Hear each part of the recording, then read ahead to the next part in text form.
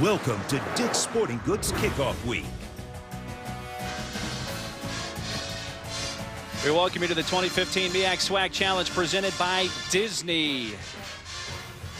All part of Dick's Sporting Goods Kickoff Week. The MEAC SWAC Challenge featuring out of the MEAC, South Carolina State Bulldogs, and out of the Mid-Eastern Athletic Conference, South Carolina State. The SWAC is the Arkansas Pine-Bluff Golden Lions. We've had about an hour and 50 minutes of a lightning delay, and that's the South Carolina State Band about to play our national anthem.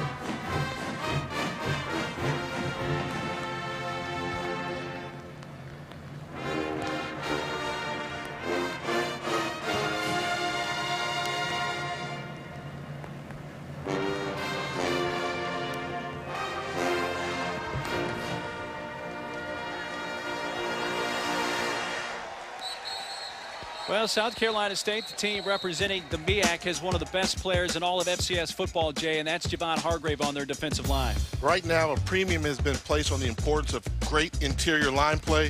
Javon Hargrave is one of the best, not only on this level of college football, but one of the best in the country. He's had the ability to create havoc from a defensive lineman position, and particularly a nose guard position.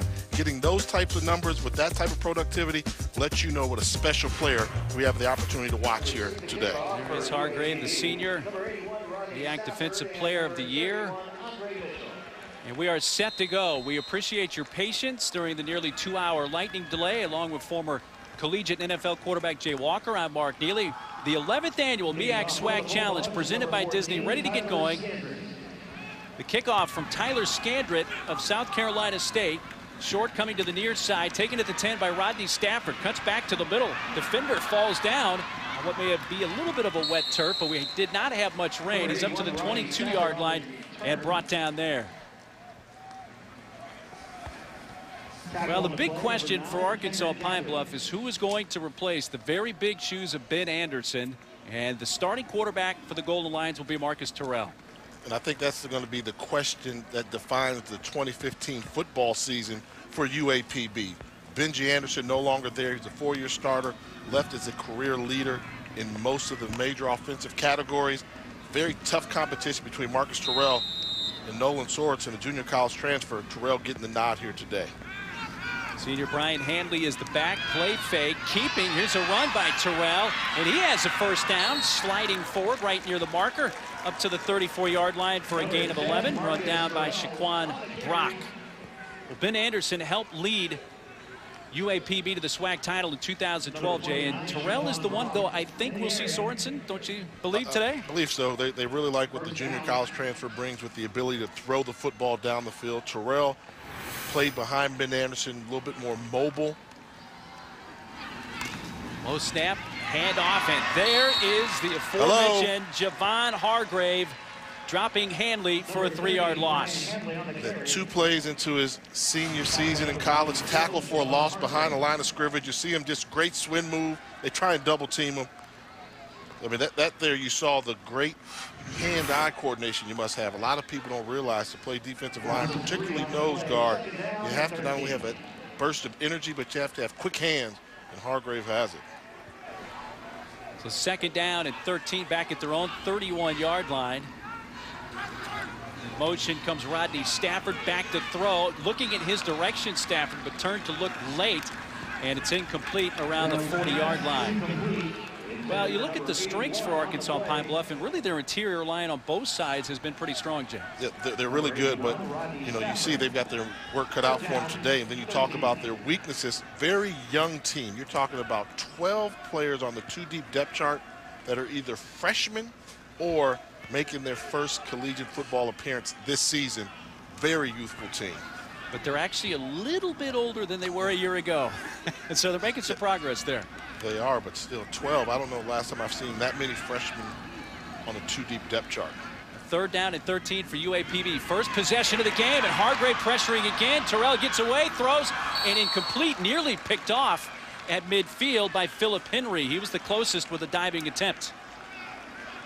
You know, when you talk about the big-time players, they have to show up on this stage, and one-on-one, good job getting his shoulder pad level down. That's just poor execution by Perry Joyner, the right guard. They're going to have to get him some help, because that one-on-one matchup, trust me, Buddy Pugh and the Bulldogs will continue to exploit that play after play. And Perry Joyner's a senior, Jay. He's been one of the anchors of that UAPB line. And that's what's surprising, because the strength of this team is their offensive line. It's a veteran group. They know what they're doing. And you see Javon Hargrave coming out in 2 plays, having immediate impact. One of the freshmen that we're talking about is Matthew Guff. He punts it for UAPB. And the fair catch called for and taken at the 34-yard line by Antonio Hamilton. So a 34-yard punt with no return for South Carolina State. So Buddy Pugh, the head coach for the Bulldogs in his 14th season. A look at the strengths and weaknesses for his Bulldogs team. They're very strong on that defense. Are they going to be able to throw the football successfully? That's a story. If they can complete passes, this is a very complete football team. They've got a good offensive line, some NFL prospects up front. Their interior line on offense and defense is great. But the skill position, they've got great wide receivers, but they've never established a dominating passing game. Hand off, Justin Taylor straight ahead for just a yard or so to the 35-yard line. Tackled by LaFarrell Franklin. Adrian Collick, upperclassman, is the starting quarterback for South Carolina State. Collick very effective running the football, work in progress throwing the football. Throws out to the near side, complete to Quan Caldwell, a redshirt freshman. He advances it near the marker at the 44. Looks like he may have the first down before he's tackled by cornerback Dave White. In all the years of watching this Bulldog program, I don't think I've ever heard Coach Pugh, along with the offensive coordinator Blackwell, focus as much on the passing game as they have this upcoming campaign. They are committed to establishing a passing offense. It is a first down. Collick keeping, and he's right about to the midfield stripe where he's run down by linebacker Kyle Walker, and the quarterback runs for 6 yards. Number 40, Kyle Walker on the tackle. Person to keep an eye on for Arkansas Pine-Bluff. We talked about Hargrave for South Carolina State. Number 54, DeMarcus Berry, defensive end. Good one as well. This is Dondre Brown, fullback, getting a carry, and he has a first down to the 42-yard line of UAPB. 8-yard run. Let's take a look at today's impact players, brought to you by the U.S. Army, and each team well represented on the D-line.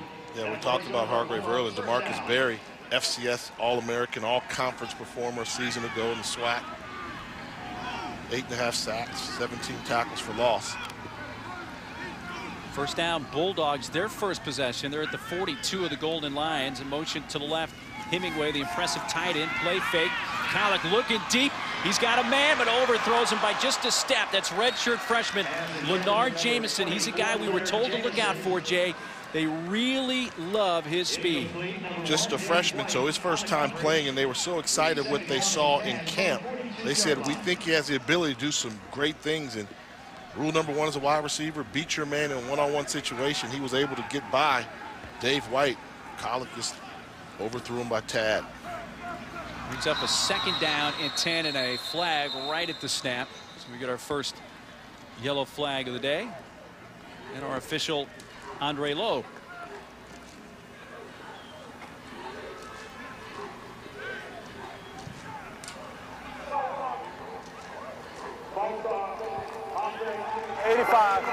Five-yard penalty, second down.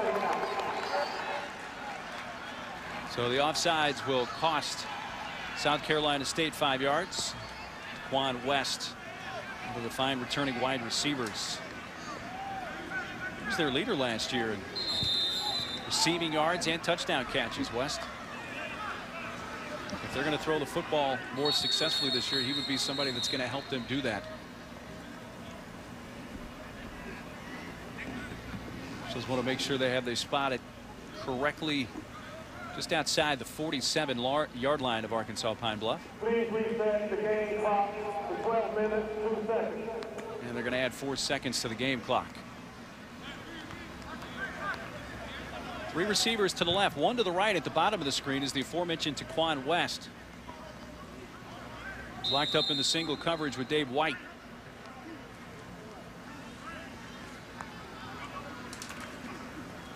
Collick hands it off, and a hole off right tackle for Justin Taylor. A late flag comes in, but he's inside the 40 to the 38-yard line. But face mask, I think, took his helmet off, didn't it? Number 22, Kevin Rucker Jr. So Farrell Franklin, number 57. South Carolina State's recipe has normally been hard-nosed running backs. Justin Taylor delivered a blow. Personal foul, face mask, defense, number 40, 15 yards from the end of the run. Indeed a face mask. Automatic first holding down. against number 40, Kyle Walker. Take a look at this run here. Nice stiff arm there. But the face mask, and look at that. Taylor showing tremendous leg strength. Having his face mask grabbed and still able to deliver a blow to the defensive back. Almost looked like he lost that ball late.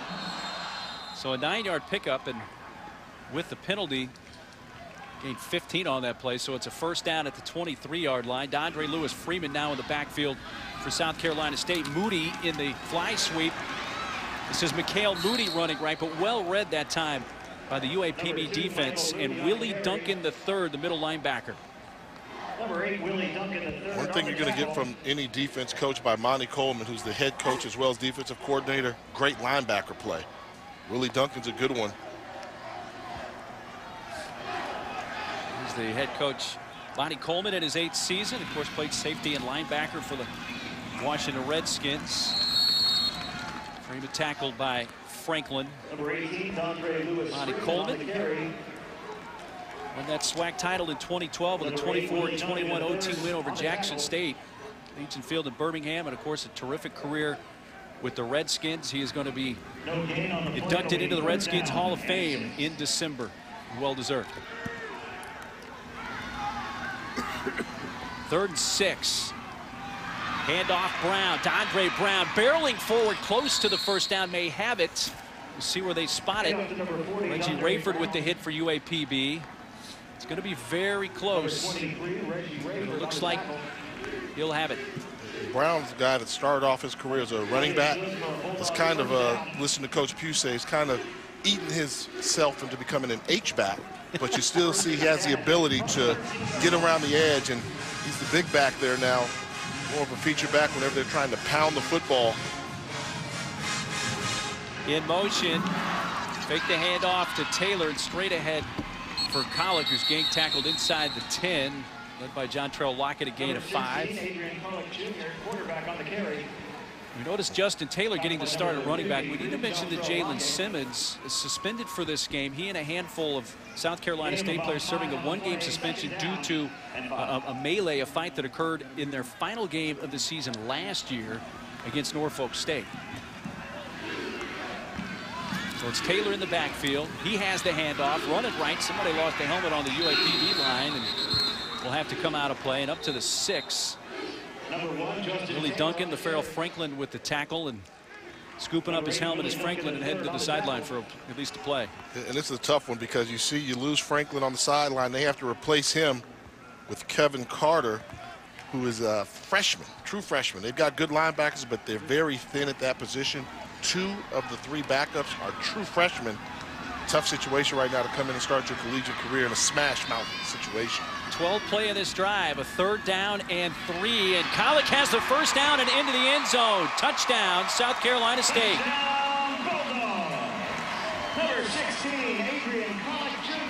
They had 6 rushing touchdowns a year ago for the Bulldogs, and the first score of the year for South Carolina State is a rushing touchdown for their QB. And just an overload there. They bring in a freshman. He blitzes in the A-gap. The quarterback goes untouched into the end zone. Adrian Collick capping off an impressive drive to start the season for the Bulldogs. Nice block on the edge. Eric Dickerson and also the fullback Dondre Brown. Scandrett knocks it through. 12-play drive. And of those 12 plays, Jay, 10 of them on the ground, including punching it into the end zone. Colic, early first quarter in Orlando, 7-0 Bulldogs. Let me know you out there. Put your hands in the earth. The 2015 MEAC SWAC Challenge is presented by Walt Disney World Resort. Proud to present the MEAC SWAC Challenge. And in part by Lexus and their pursuit of perfection. Look at the team welcome dinner from Friday night. It brings out the coaches, the student athletes, fans. The event highlighted by the annual presentation of the Walter Payton Achievement Award, and this year's recipients, one from each school. South Carolina State senior tight end Tamarick Hemingway and UAB redshirt junior safety Kevin Rucker earning those honors. Also a fantastic motivational speech by Stephen A. Smith. Motivates the players. So fantastic weekend they do here in Orlando. Not just a football game, but very festive collegiate weekend. Again, we appreciate your patience after about an hour and 50-minute lightning delay here at the Citrus Bowl in Orlando. But we are playing. Each team has had the football once.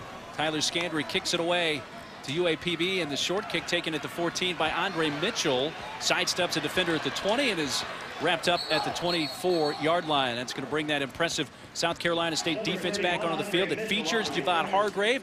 And the third member of our broadcast team, Tiffany Green, has more on that impressive player.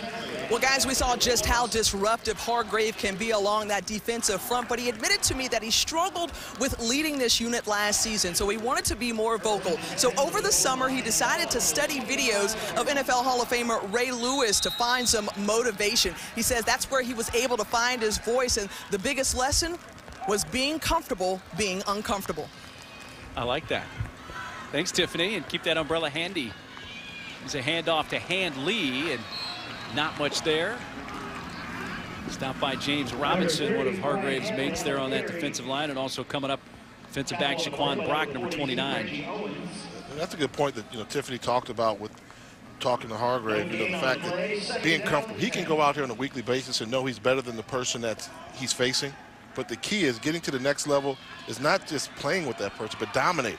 I remember Robert Porcher spoke at the MEAC SWAC Challenge years ago, and he said, if you want to make it to the NFL from this conference, you must dominate. And dominating is something that you can kind of take for granted from time to time, but it's the great ones that have that motor, that when they know they're better and superior, they show it on a more consistent basis, and I think that's what Hargrave's game plan is for this 2015 campaign. Hargrave is 6'2", 300-pound senior from North Carolina. Last year had a team high, a MEAC high 16 sacks. He had a 6-sack game against Bethune-Cookman last year. And a flag at the snap. Offense, number 76, 5-yard penalty, third down. That's going to turn a 3rd and 8 to a 3rd and 13. And I think that's what impresses me about Hargrave. You talk about, you and I, we both know, we follow the conference. Bethune-Cookman, one of the better teams in this conference. Yes. 6 sacks against them. We saw him just dominate North Carolina A&T, one of the runner-ups a season ago. And then against Clemson, he absolutely manhandled some of their offensive linemen. So Hargrave is showing he's got the ability in the big games to really show up and be disruptive. 3rd and long. Willie Young, the receiver, up top for Arkansas Pine-Bluff. I think they're focusing so much on Hargrave that they're trying to shift the protection, but they're being careful for the blitz that's coming. Showing blitz, here it comes. Terrell steps up and he is brought down. Sack back at the 18-yard line, and Hargrave in the mix along with Tevin Richard. You're going to see, Hargrave's going to get great penetration on the right side of your screen, but they've got the middle blitz coming. They try to block it so much. Hargrave in there for half of a sack. When you're a good player, the other team has to worry about double teaming. You slide the protection in that direction, and once again, getting by Perry Joyner, the senior from Brooklyn, New York. Seems like a M&M'er. Is that what Dick Vitale calls it? A mismatch all day. Freshman Matthew Guth on to punt, and the electric Antonio Hamilton back in midfield to receive this punt. Calling for a fair catch. It takes it at the 49. That's where the Bulldogs will begin when we come back to Orlando. Ball on the 50-yard line. I've been waiting all night for you to tell me something that you need me.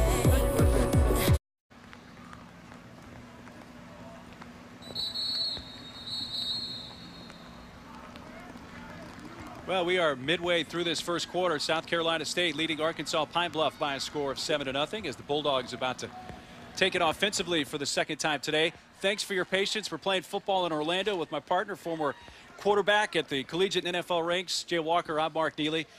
We're already seeing Arkansas Pine-Bluff's offensive line having troubles with Javon Hargrave. We expected that, though. We knew that, and a lot of teams are going to struggle trying to block Javon Hargrave. They've tried to double team him, but he's used his speed to get around it. Until they figure out how to protect their quarterback, they're going to have a hard time putting points on the board.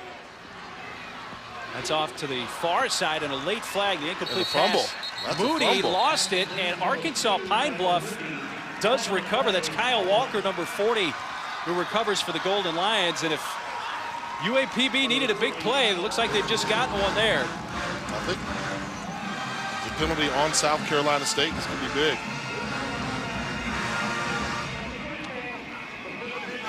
It is against South Carolina State. So the Golden Lions will decline that and take the football. But they're getting the blockers out there, a little misdirection, and good job of just getting a helmet on the football by Andre Mitchell, the senior from Riverside, California. That's great form tackling.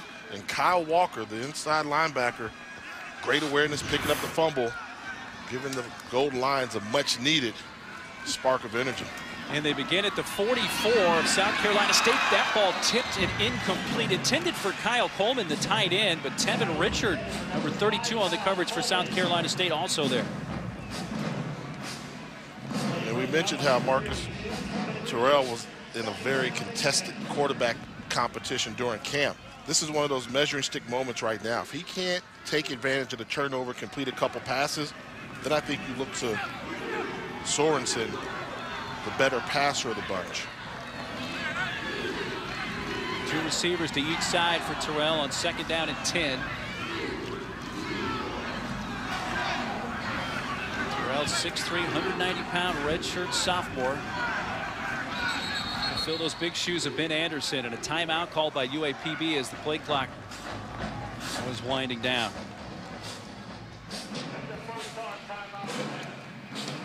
Well, tomorrow night it's ESPN College Football Prime Time, presented by Capital One. Number 1, the defending national champion Ohio State, taking on Virginia Tech at home and on the go on Watch ESPN.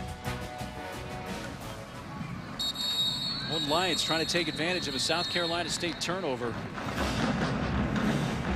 South Carolina State is the game's only score. Touchdown run from their quarterback, Adrian Collick.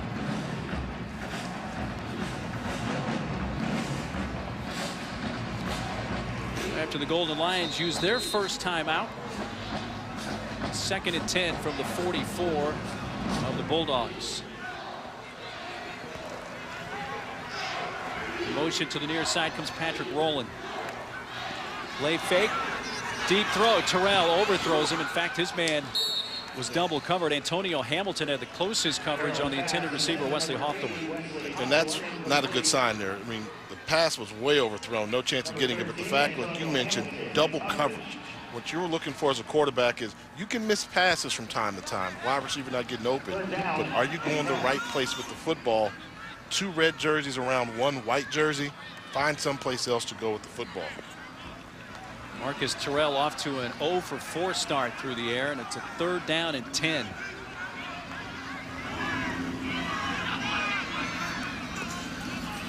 Hands off to Hanley, straight through, and he has the first down.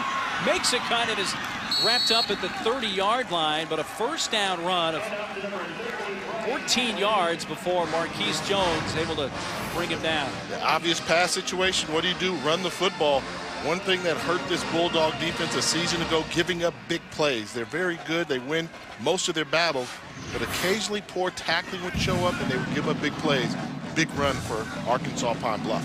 Hanley's run keeps the drive going for the Golden Lions. They have a first down at the 30.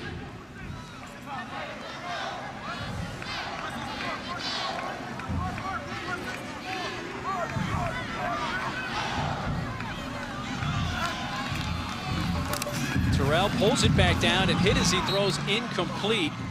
Got bumped by Reggie Owens right as he was delivering that football. I had an opportunity to talk to defensive coordinator Tommy Restivo for South Carolina State. His biggest concern, he didn't know what to anticipate from Arkansas Pine-Bluff. With Ben Anderson there, he was a scrambler, make up things on your own on the fly. He said, I don't know if they're going to go with a more traditional type of attack or are they going to continue in the ways of Ben Anderson. Inside the 30 for a gain of 2 to the 29 for Brian Hanley. So when I asked Coach Restivo, what's your game plan going in, he said the first 2 to 3 series of the game, we're going to be very vanilla on defense. Unless we get a look we particularly like to see to bring a blitz, we're just going to sit back, play basic, and see if our front four can dictate the pace of this game. And I think the front four has done a good job. It's been the linebackers that have slipped a little bit with some poor tackling. Traylon Willis Jr. comes in now as the running back for Arkansas Pine-Bluff on 3rd down and 8. He ran it on 3rd and long last time, but this time Terrell puts it in the air and picked off right into the arms of Marquise Jones.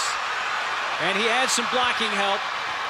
Knocked down at the 41-yard line by Traylon Willis. And a poor choice, poor pass for Marcus Terrell, and UAPB turns it right back over to the Bulldogs. And the reason why I'm saying, wow, we talked about them playing vanilla coverage. This is the most vanilla look you will see as a quarterback. 2 safeties high right away, cornerback squatting out there. You have to see that. He's looking at you the whole way.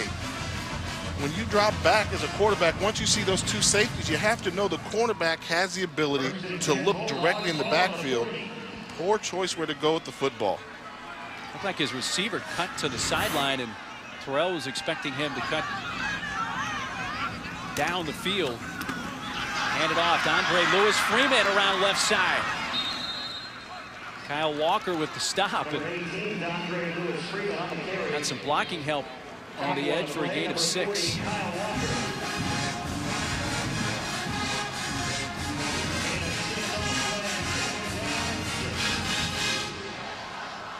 Down below, Jay, I can see UAPB quarterback Nolan Sorensen loosening up down there. We may see a quarterback change the next drive for the Golden Lions. This is Lewis Freeman again. 2 or 3 up to the 48. Now, we kind of said that going in that drive, if they couldn't produce any offense or some first downs, they may look to make a change. Right now, I think the challenge is going to be on this Golden Lion defense right now. I think you're going to see South Carolina State come out with a heavy dose of smash mouth football, establishing control or challenging the defensive line of UAPB. South Carolina State converts a third down attempt in this game. Just enough across midfield for Collick, stopped by Lockett. Number 53, John Terrell Lockett on the tackle. Luxury of having the ability to pick up a couple first downs, running the football, particularly when they run on their left tackle, Javaris Lehman, number 52, one of the best in the country, 6'7", 300-pound junior. He's another NFL prospect as well. Trey Samuel, the back, gets his first carry, and he's wrapped up in the backfield by LaFarrell Franklin. And up to number 18. Shot right through the gap. A loss of 3. He's tackled by number 57, LaFarrell Franklin. Franklin, a redshirt sophomore out of Little Rock. Now, these are the situations where your offseason preparation shows up. You've been working on establishing a passing game, 2nd and long, 2-pass situation. See what they can come up with. Looks like a free play here and a pass to West. And they say he is in bounds with the catch marked out at the 34. And that's great football awareness. Won by the senior wide receiver, West. Offside. That penalty is declined. And this comes from just playing catch during the summer. West realizing it was a free play, breaking off his route, looking for the ball, and Collick realizing an opportunity for a big play, explosive down the field, throwing a catchable ball. So the first catch of the game for Taquan West. And a gain of 18, a first down at the 34. Looks like they're going to take a look and make sure that at least a foot was in for West. Made a nice adjustment there. Looked like that first foot was down. Tough to tell right along the sideline. That's something we always talk about. In all televised games, both conferences utilize instant replay technology. That is not the standard norm in FCS football. You have that in FBS football, which is major conferences, but in FCS level, for televised games, these are two of the few conferences that utilize instant replay technology. Rom Gilbert, our replay official, taking another look at this. I didn't see anything from the one look we just saw, Jay, that would overturn the call on the field, which was the ruling on the field being a completed pass. Now, I'd like to see this magnified, see how close, and this may be the best look we get. That foot. Yeah, we got. I think we got screened by the umpire, Jeff Wills. We got screened by the umpire, but yeah, the foot we saw seemed like it did not come inbounds. But watch that right foot right there.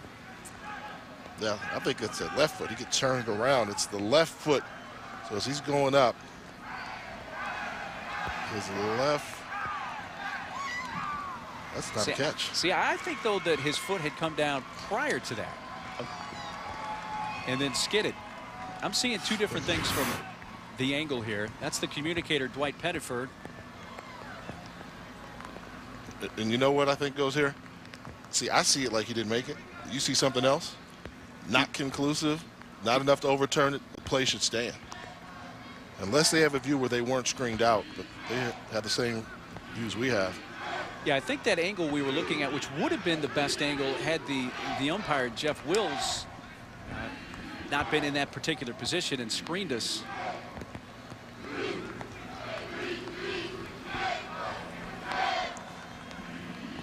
So Andre Lowe, the referee, has the headset on and communicating. And you see, obviously, it's not clear cut. They're taking a long time discussing this. So that being the case, I would think that this play may stand. Now, you know, I end up, you know, I always say my average is not too good on this. And I think I've got the best eyes around. But and the only two looks were the two we saw. Yep.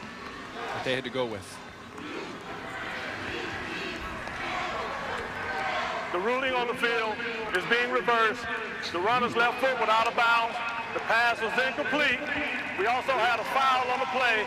Defense onside, so we'll go 5 yards from the previous spot. Well, it did overturn it. I think they saw what you saw, but yeah. I was watching the initial replay. My impression was that there was some foot contact prior to what we saw later in the second replay. It's all based on interpretation. So yes, at the end of the day, hey, the Bulldogs will take advantage of the penalty, but they're going to lose some yardage of the big play they had. He is the dean of the MEAC head coaches, Oliver Buddy Pugh, in his 14th season. He was an Orangeburg, South Carolina native, played for the Bulldogs. He was an assistant under legendary head coach Willie Jeffries. Coach Jeffries honored here this weekend, and deservedly so. Now that's what you get for being the dean of the MEAC coaches. Now, you're not going to take away a big play and not come over and talk to me about it. so right now, that's Coach Pugh just going over there and letting them know, are you sure you saw that? In a very low-key manner, Buddy Pugh there, making his point. And you know, give him credit for the job he's had. It's so hard to replace a legend. And yes. He replaced Willie Jeffries, who was legendary, not just at South Carolina State, but within the HBCU world. Further explanation, perhaps? I think he turned off his mic when he thought he had turned it on. So we're having a little bit of an issue with the referee Andre Lowe's mic, which we're trying to get sorted out. And I saw his finger say second down. The yard marker on the far field says first down. So we need to get things coordinated right now. But I'm pretty sure reading his lips, it's supposed to be second down right now. It should be second down. Now they flip the yard marker.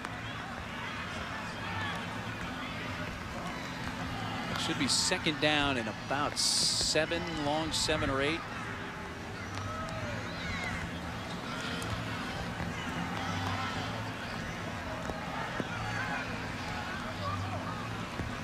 Something to note, the misty conditions have started to pick up here. The rain and drizzles become a little bit more steady.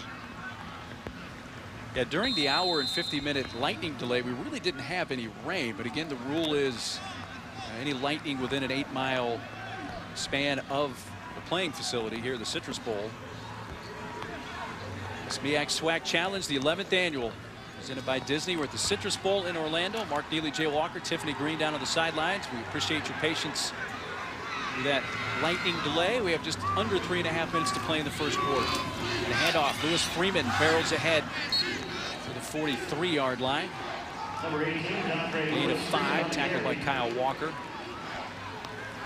It's a good time where you do tempo right now. The game kind of hit a lull a little bit. Your offense was starting to gain possession, gain control of the line of scrimmage, and then a little lull. I like the decision, go up tempo, get some plays called in a hurry, let the offensive line go to work. Conley hands it off to Dondre Brown, the fullback running left, spins forward, falls forward to the 38. Really Duncan, the third, the linebacker, middle linebacker with the hit, but not before South Carolina State has another first down. Yeah, great job running behind the left side of that line, behind Javarius Lehman. And you can tell Dondre Brown still doesn't know that he's not a running back anymore. He's now a fullback, showing great quick feet for a man of his size. Going to put it in the air for just the 5th time today. Reggie Rayford with the pick for UAPB. Reggie Rayford, one of those guys, what a great story. His first year playing college football, although he's a senior, went to some academic trouble, had to get eligible, maintained the course, stuck with it, and rewarded here with an interception in his very first collegiate game. Talk about some quarterback and poor decisions. Rayford all over it as he jumped it. Put your hands in the earth. Let me.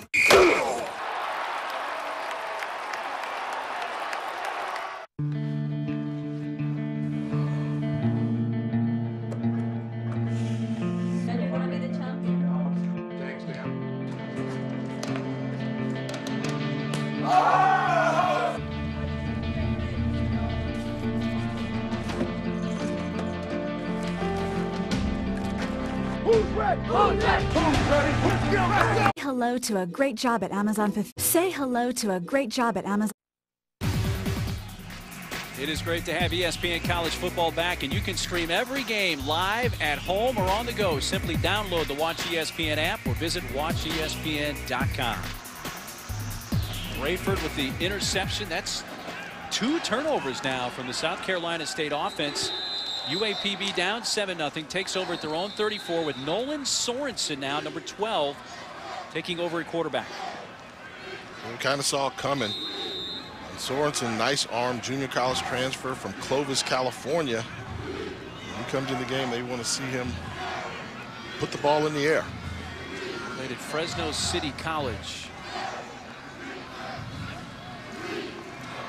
Hands off to Willis. Straight ahead for about 4 yards. Goes to the 38, held up there by Philip Henry.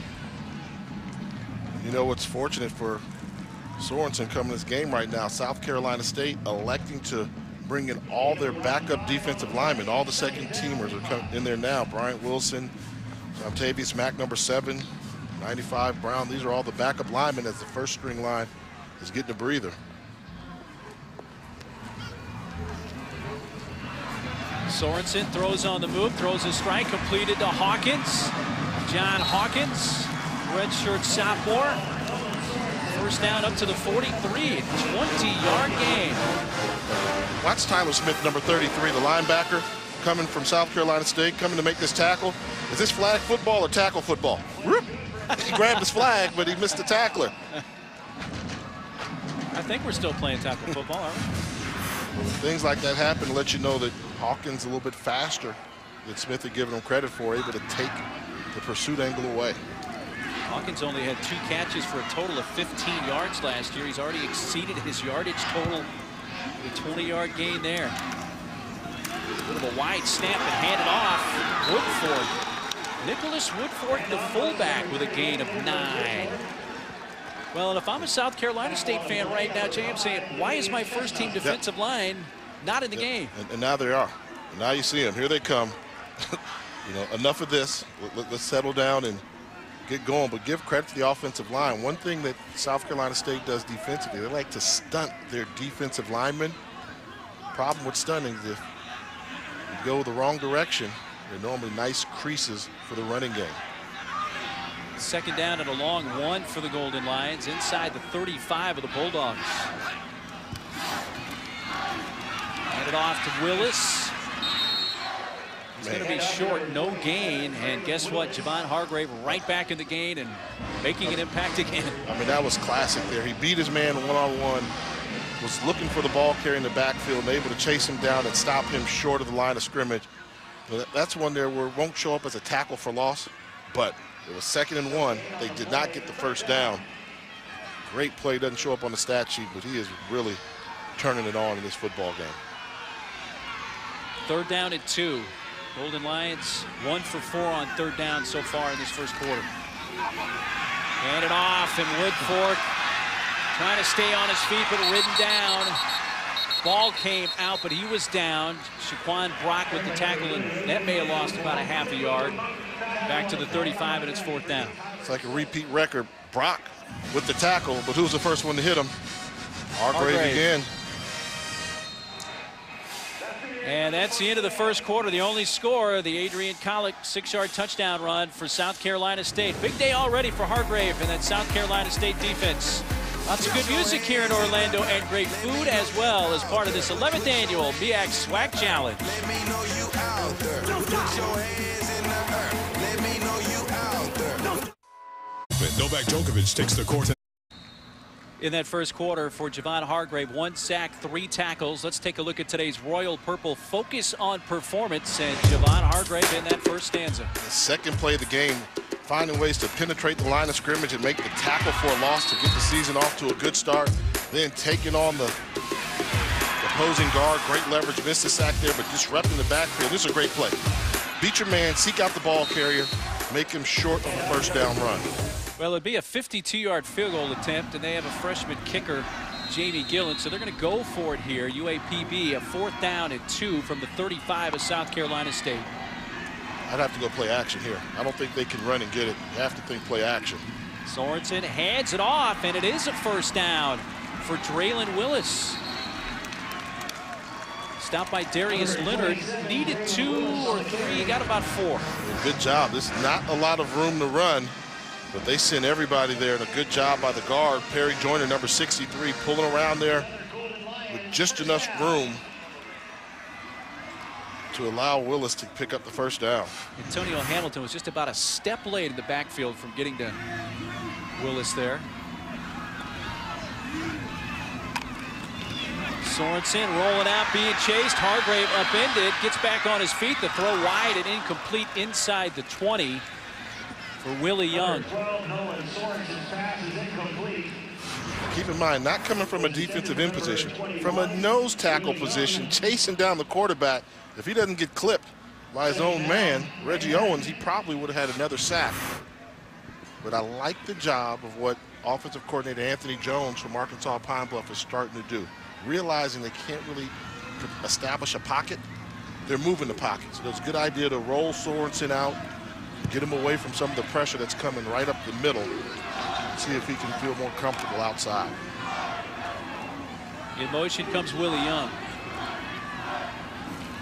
Sorensen wants to take off himself, and not much.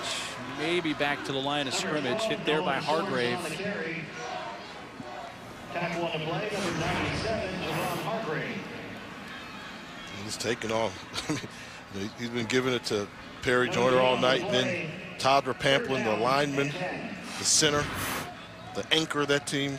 And both those guys, Joyner and Pamplin, are experienced linemen, Jay, that are good players, but can't handle Hargrave right now. Yeah, and you see it just, almost looks like a man amongst boys. And brings me back to my days when I played at Howard University. Robert Porcher was like that. Yes. Knew you couldn't block him one-on-one.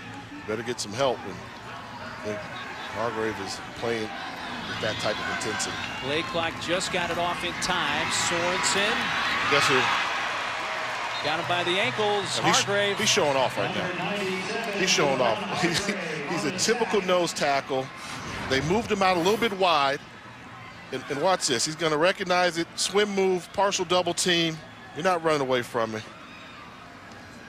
You know, in basketball, when you say you get in the zone, you know, you start making threes all day. He's in the zone right now. Every time he drops back to pass or run, he feels he can make a tackle behind the line of scrimmage. Well, 4th and 15, now back at the 37. But what'd you see from Sorensen on that first opportunity for him? Well, I mean, they started off trying to get him comfortable, moving him outside the pocket.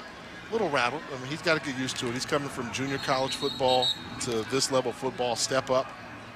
And right now he's facing one of the best defensive lines he's going to face all season long. So he has to find his comfort zone. Well, the play clock was running down. They were going to take a 5-yard penalty, but they used their second timeout of this first half. So with just a couple minutes gone here in this second quarter, Jay, why don't you give me 5? All right, how about this? This is going to get it going now. This is the fans' choice. I let them ask the question. The top 5 biggest names in the history of HBCU football.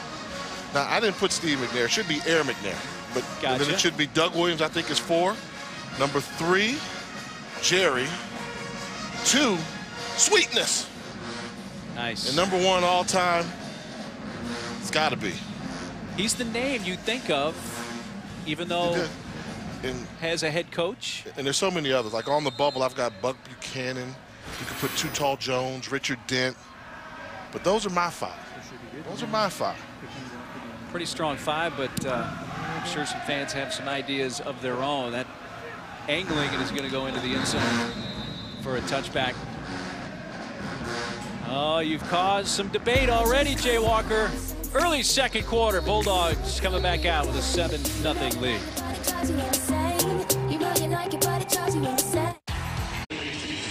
South Carolina State takes over at their own 20. They bring in Caleb York, a freshman, as quarterback to replace Adrian Collick on this series. Samuel, a 5'9", I should say. York, a 6'1", 210-pound freshman from Charlotte, North Carolina. Here's the run by Samuel up to the 23-yard line. Tiffany Green down on the sidelines for us. Tiffany, when we talked with Buddy Pugh earlier this week, he said this is an important season for not only his football team, but for his university. Yeah, he was very candid with us, saying this was the longest offseason of his career. South Carolina State nearly closed its doors earlier this year due to lack of state funding and mismanagement of funds by the institution's trustees. He said they really needed to have a special season to really re-energize the students on campus as well as its alumni. That's a completion to Caldwell. So Buddy Pugh flat out told us, Jay, you know, it's important for us to be good this year, play well for our university, because our university's had some trying times this past summer. You know, we always say in sports, winning cures a lot of things. Yes. I think winning may cure some things in South Carolina, make it a special season, but overall, I think there's a bigger issue that needs to be addressed, and the lack of alumni given to HBCU by alumni, something has to be done about it. It's a handoff to Samuel across the 30 to the 31-yard line. We're a little close to the situation in athletics, but I think you would concur with me. Your football team is one of your best marketing tools as a university. It is, and you know, I think he understands the moment right now. You know, what they do on the field this year, and they've got a very good football team, will help inspire the school. You know, many people you talk to, and they just can't imagine the state of South Carolina without South Carolina State University. Andre Lewis Freeman. And let's hope this has became a wake-up call, and moving forward down the road, they won't have these type of issues again. Yeah, the last thing we want to see is that school close and no football for South Carolina State. So we'll see how that continues to transpire, and hope we see South Carolina State continue to be one of the dominant programs in HBCU football. There's Lewis Freeman again fighting, getting close to that first down at the 41-yard line, held up by Andre Mitchell, a host of other UAPB tacklers. When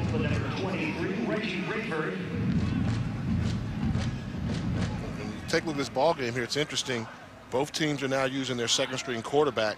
South Carolina State by design. They wanted to see what Caleb York could do because he had such a great camp, because he can push the ball down the field.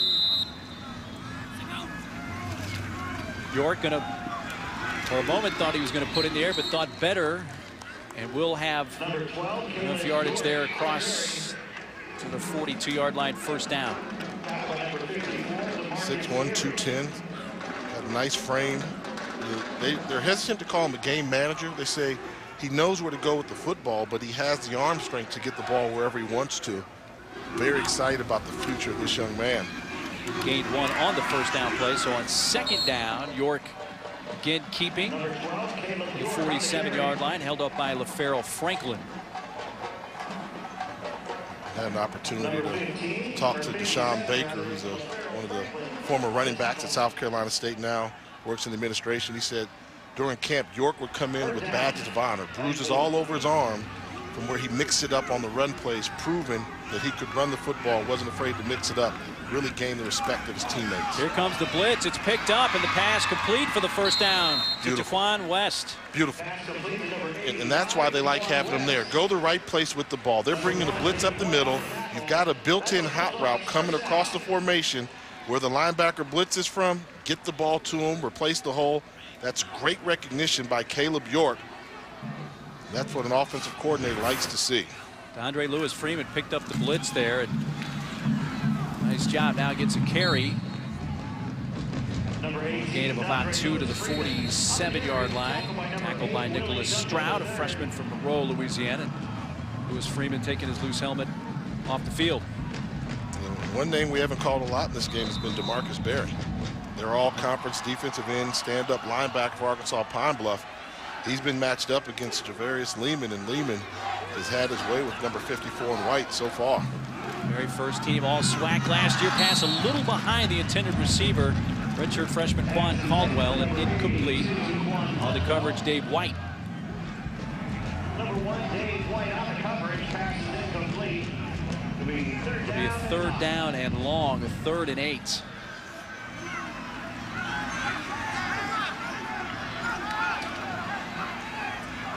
Taylor is the back.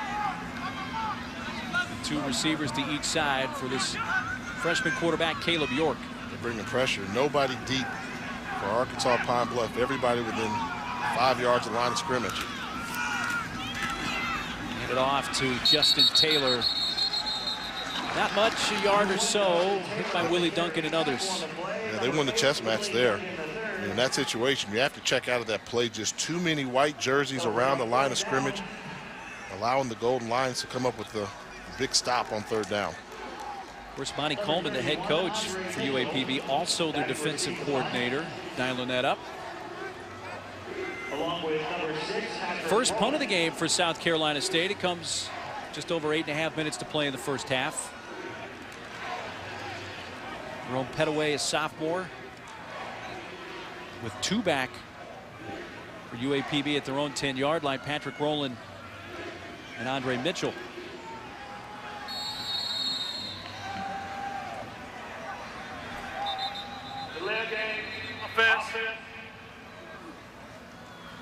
So that'll push it back 5 yards. Well, we saw UAPB use a timeout right before the play clock expired, and then they punted it into the end zone. And this time with the play clock running down, South Carolina State says, no, we'll take the 5 yards and still punt it. And the punter doesn't mind because it actually gives them more real estate in order to down the opponent inside the 10-yard line.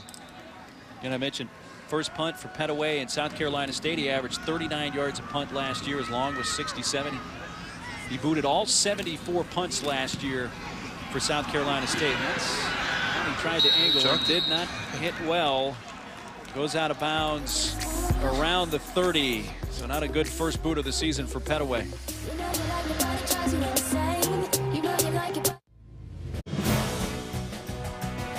The 2015 MEAC SWAC Challenge, brought to you by Zaxby's, indescribably good, and clean, crisp Coors Light.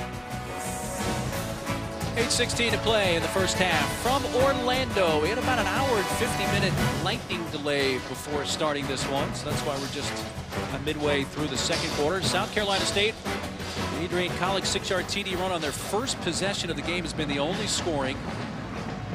University of Arkansas Pine-Bluff takes over on their own 31-yard line. Second series for quarterback Nolan Sorensen for the Golden Lions. He was 1 for 2 through the air for 19 yards on the first possession Underthrows Willie Young near midfield, incomplete.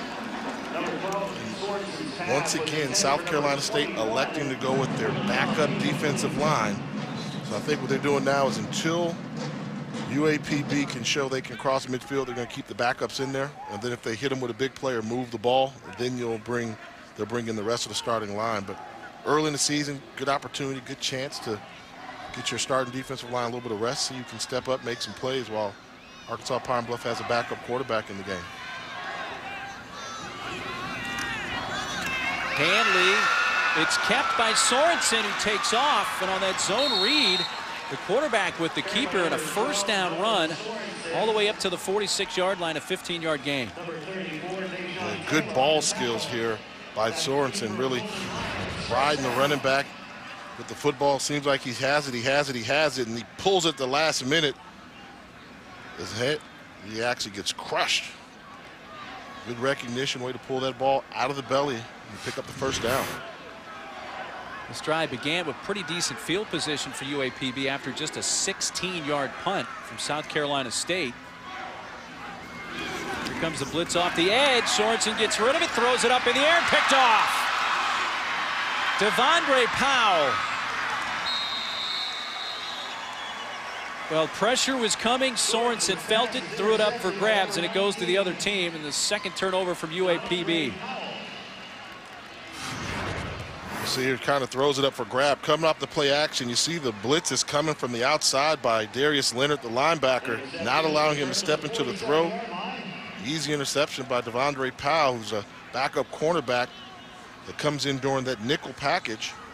He needs to give credit to Darius Leonard there. Yes. That interception, that pressure by Leonard, who is the heart and soul of the defense when you talk to the defensive staff there. Just a sophomore, who's already a captain.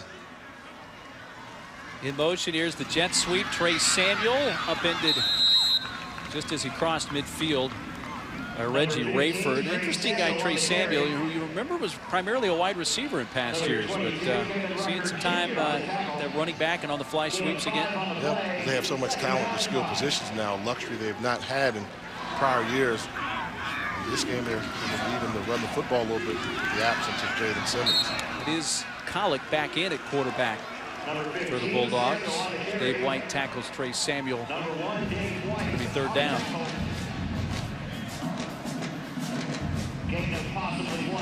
What we haven't seen a lot of from South Carolina State has been the play action. They've established they can run the football pretty well against Arkansas Pine-Bluff.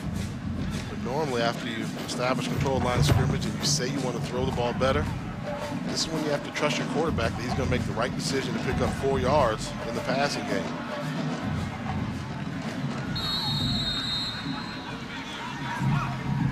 Timeout used by South Carolina State.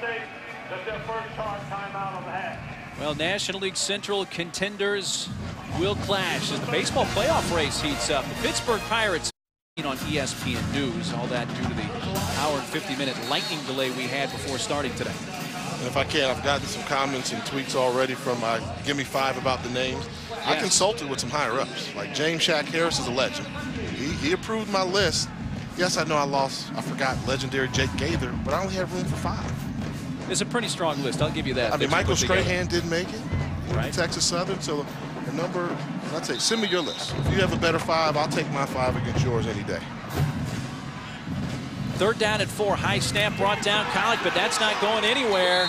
Samuel tackled for a loss by Willie Duncan III.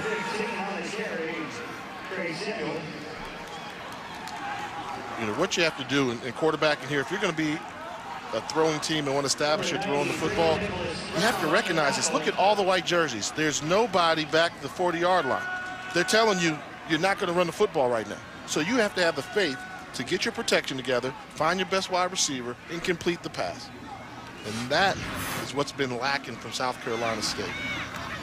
Short punt, end-over-end punt taken by Rowland. At the 24, pushed out of bounds. UAPB thought it was a little late, but no flag. Powell making the tackle. 31-yard punt that time with a 3-yard return.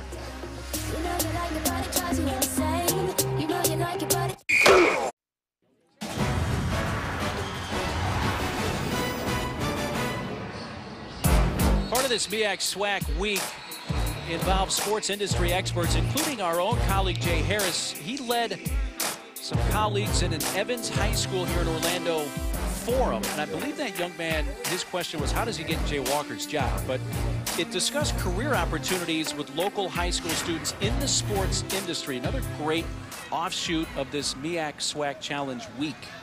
And just how Mark Neely's become synonymous with the MEAC SWAC Challenge by your participation this every year. Jay Harris, we have to congratulate Jay and say thank you to Jay for all he does throughout the week for this game. He's really bought in, and on a consistent basis, year in, year out. We know we're going to see him down in Orlando doing his part. He really does a great job with the kids, and I just want to say thank you for all he's done over the years to this. Absolutely. And you acknowledged Stephen A. Smith earlier. Yep. Coming down again this year. It's been fantastic. You know, when you talk to all the coaches, we talked to Arkansas Pine-Bluff head coach Monty Coleman. What are you going to take out of this? He said, Jay, you have to realize we catch buses everywhere. For many kids on my team, this will be their first plane ride. They get to go to all the theme parks and amusement parks and play a little football as well. I'm jealous. I wish this would have been around when I played. Second down and 12. The pass is completed to the 25 to Kyle Coleman, the tight end. But quickly tackled by Chris Pauling. Just a gain of a yard. Kyle Coleman is the son of Monty Coleman, transferred in, graduated from Arkansas State, where he played linebacker for years and had a year of eligibility left, and came in to play tight end for his dad, and they were really excited about him. You asked Coach Coleman, why didn't you keep him a linebacker? And he said, as a father, I know offense is in his DNA. Coming from a guy who played defense in his DNA. Sorensen chased down by you-know-who, Javon Hargrave. That was a case of Sorensen locking in again on Kyle Coleman. They gave Coleman a choice route. Great job by the linebacker playing defense. Take a look at the eyes of Sorensen. Where's he looking? He's looking right all the way one-on-one on this choice route. Locked in. By the time he realizes he's not going to get open, come here, young man. Welcome to FCS college football. Second 3 and out for the UAPB offense today. They'll punt it away with under 4 minutes to play in the first half. South Carolina State leading. They scored a touchdown and a 6-yard run from their quarterback Adrian Collick on their first possession of the game. Got the freshman, a high booming kick.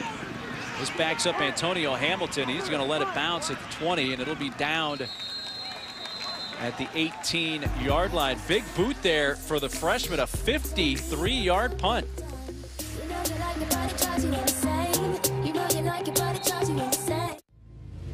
They didn't join this team to win championships or become famous. They joined because there is important work to be done, and only some able to do it. They are brighter, better educated, led, and equipped than any team in history. They are doctors, lawyers, engineers, technologists, and combat troops, all prepared for whatever comes their way. You'll find them where the lights don't flash, and the only contract they sign is with themselves and their country. One day, they may be asked what they did to make a difference in this world, and they can respond, I became a soldier.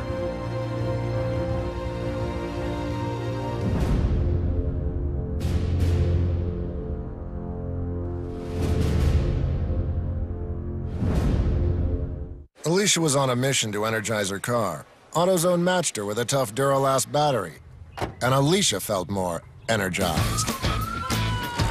It's called the Zone, and we'll help get you there. How did Applebee's top their all-in burger? For more information, log on to thecelebrationbowl.com. ESPN, home of the college football playoff. Back here at the Citrus Bowl in Orlando, the 11th annual MEAC SWAC Challenge presented by Disney. 7-0 South Carolina State with 3:32 left in this first half. South Carolina State taking over at their own 18-yard line. Brown, the fullback, for a yard up to the 19. Stopped by Mark Lucian, defensive tackle. During the break, Mark, me and our statistician Mitch, we were talking about what does South Carolina State have to do to get back to what they did to get that 7-0 lead. They need to finish drives. You know, they've established they can run the ball. but they've had the turnovers, and then they've allowed Arkansas Pine-Bluff to make big plays on third down, and that's why they've been able to keep the Bulldogs off the scoreboard. I like to see them come up now right before the half with one of those drives where you establish momentum, establish control of the line of scrimmage, hit a couple of passes, and really take control of this football game. Face a third down and 5. 6 of 8 on third down so far today. Tipped, almost intercepted a couple of times. Kyle Walker, number 40, the one who tipped it initially. And a chance there for Rucker to pick it as well. Deep throw here. They're going curl flat. Look how deep this curl route is. You're talking 15, 16 yard. Linebacker buzzes. Step up in the pocket, pick up 4 yards, and allow your offense to stay on the field. It's a good job by Franklin of getting underneath that ball. Seeing the curl route behind him, jumping it, buzzing underneath it, getting a hand on him. First 2 punts from Hadaway have gone for 16 and 31 yards. Here's his best one so far today, and the fair catch taken at the 44 by Andre Mitchell. 33-yard punt that time. Well, tomorrow night it's ESPN College Football Prime Time presented by Capital One. Number 1 Ohio State takes on Virginia Tech. Monday at 8 on ESPN and streaming live at home and on the go on Watch ESPN. This is a fantastic opportunity for Arkansas Pine-Bluff right now. I mean, offense has been pretty flat. No points on the board. They've managed to get their new quarterback in the game for a little bit, so the game's going to slow down to them a little bit. Great field position, only down by a touchdown with a chance to put some points on the board before the half and see if they can take advantage. 4th series for Nolan Sorensen at quarterback for UAPB. Keeping now does pitch. Hanley nowhere to go. Forward progress will be a loss of about a yard. Deshaun Taylor and Philip Henry came up to meet him. Tackle on the play, number 34, Deshaun Taylor. By the way, when we hit halftime, our coverage will move to ESPN News. I know a lot of you want to see the bands, including the Marching 101 from South Carolina State, and M4, the marching musical machine of the Mid-South from UAPB. And, hey, there's Willie Jeffries. Legend. Donnie Shell. They were honored here just a short time ago. There's Sorensen going deep along the sideline, well covered. In fact, maybe too well covered. Hawthorne, the intended receiver, number 80, and it was Marquise Jones. Looks like he picked up the flag. One-on-one coverage to the outside. Most difficult ball to defend, an underthrown pass with one-on-one coverage with your back to the offense. Pass interference, defense, number 27, 15 yards from the previous spot, automatic first down. You described it well, partner. That's exactly what happened. Willie Jeffries, there on the right, was a head coach at South Carolina State for 19 seasons. He also coached at Wichita State, where he came across somebody who's on the other sideline for UAPB. Anthony Jones, the offensive coordinator for the Golden Lions, played for Coach Jeffries. Coach Jeffries, mark in history, he was the first African-American Division I head football coach. Cut it off, Brian Handley. Just a yard up to the 40, maybe 2, stopped by Tiberius Cravens. How about Donnie Shell? Donnie Shell being honored. People don't know this. Not only did he play football at South Carolina State, great baseball player too. Really? That I didn't know. Yeah, great baseball player, went on to the NFL fame, of course, with the steel curtain. And tell you what, surprised that Coach Jeffries is letting Coach Donnie Shell talk a little bit now. Coach Jeffries has the gift of gab, one of the funniest human beings you will ever meet in your life, and has done so much for the game of black college football and college football in general.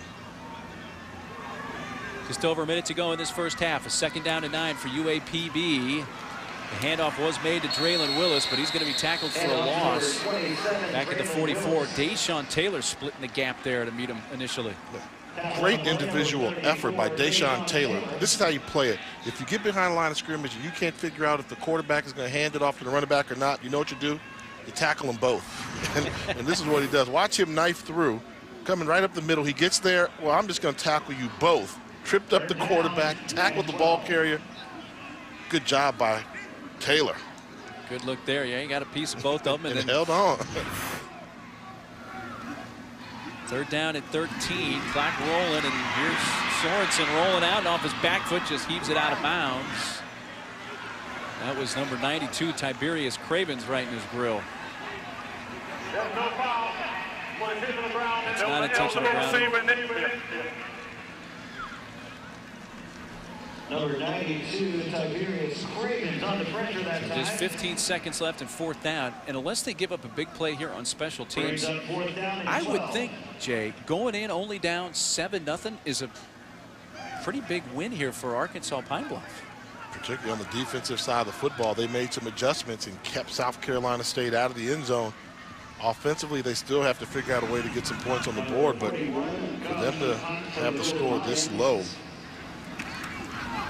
Antonio Hamilton perfectly capable. She's returned a couple of punts for touchdown last year, but surrounded by white jerseys there, will wisely let it be down at the 11 with just 5 seconds to go after Matthew Guth's 32-yard punt. Freshman had a boomer of over 50 yards his last time. Went for 53. And you talk about going into halftime. I think Coach Coleman's going to be okay. He's going to wish the offense put some points on the board, but they fought it off, and I think Coach Pugh's going to be very upset. I mean, what do you have to do to get the offense going? You score your very first drive, and then no real threat since then. And I think coming in, most coaches felt that South Carolina State was the better team. Again, our coverage of halftime and the second half will be on ESPN News as Collick just takes a knee.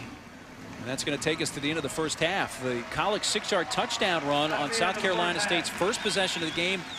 The only scoring in the first half. So at the intermission, 7-0 South Carolina State leading UAPB in this 11th annual MEAC SWAC Challenge presented by Disney from Orlando. Again, we're going to ESPN News next.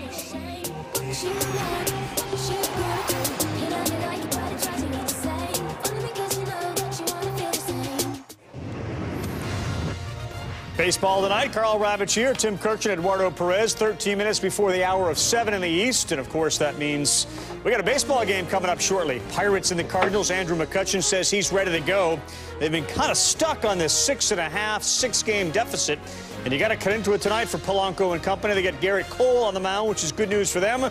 John Jay and the Cardinals continue to play as good a baseball as any team in baseball, especially when they are at home. 49 up, 21 down.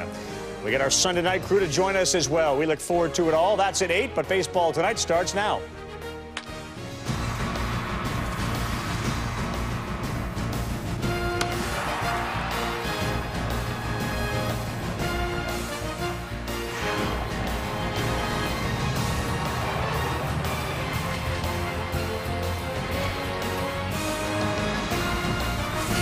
Baseball tonight, Sunday Night Countdown is presented by Chevrolet.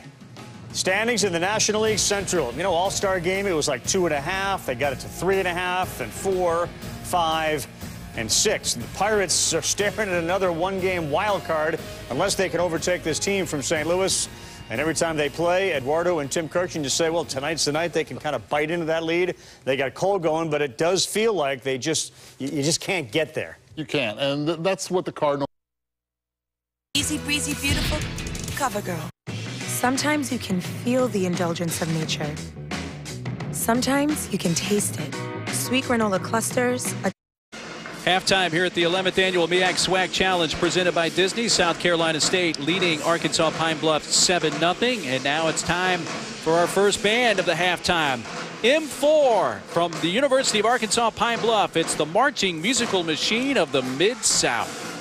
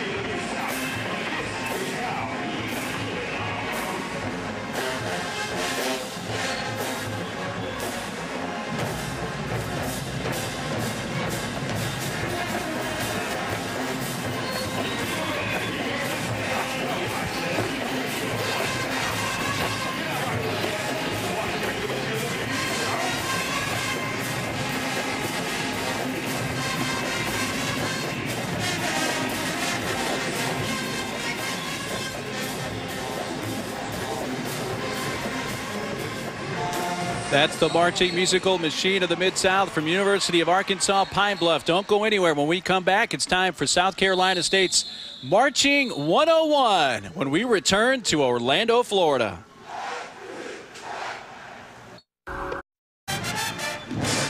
Six-yard touchdown run from South Carolina State quarterback Adrian Collick, the only scoring in the first half. We're at the intermission here of the 11th annual MEAC SWAC Challenge presented by Disney. Now time for the Marching 101 from South Carolina State.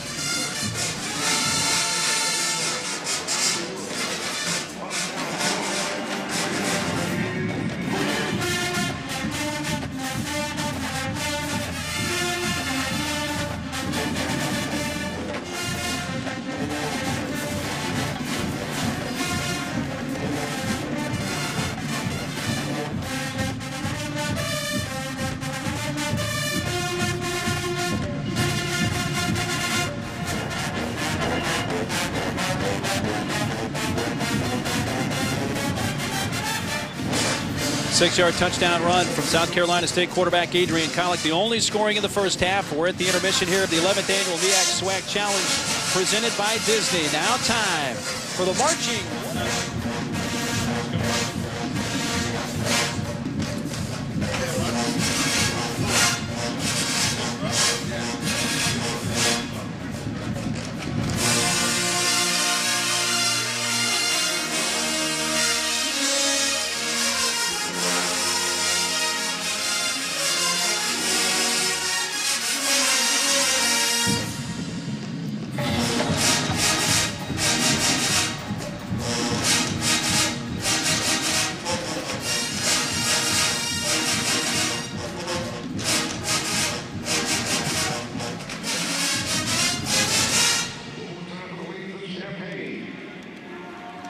Mission here at the 11th inning.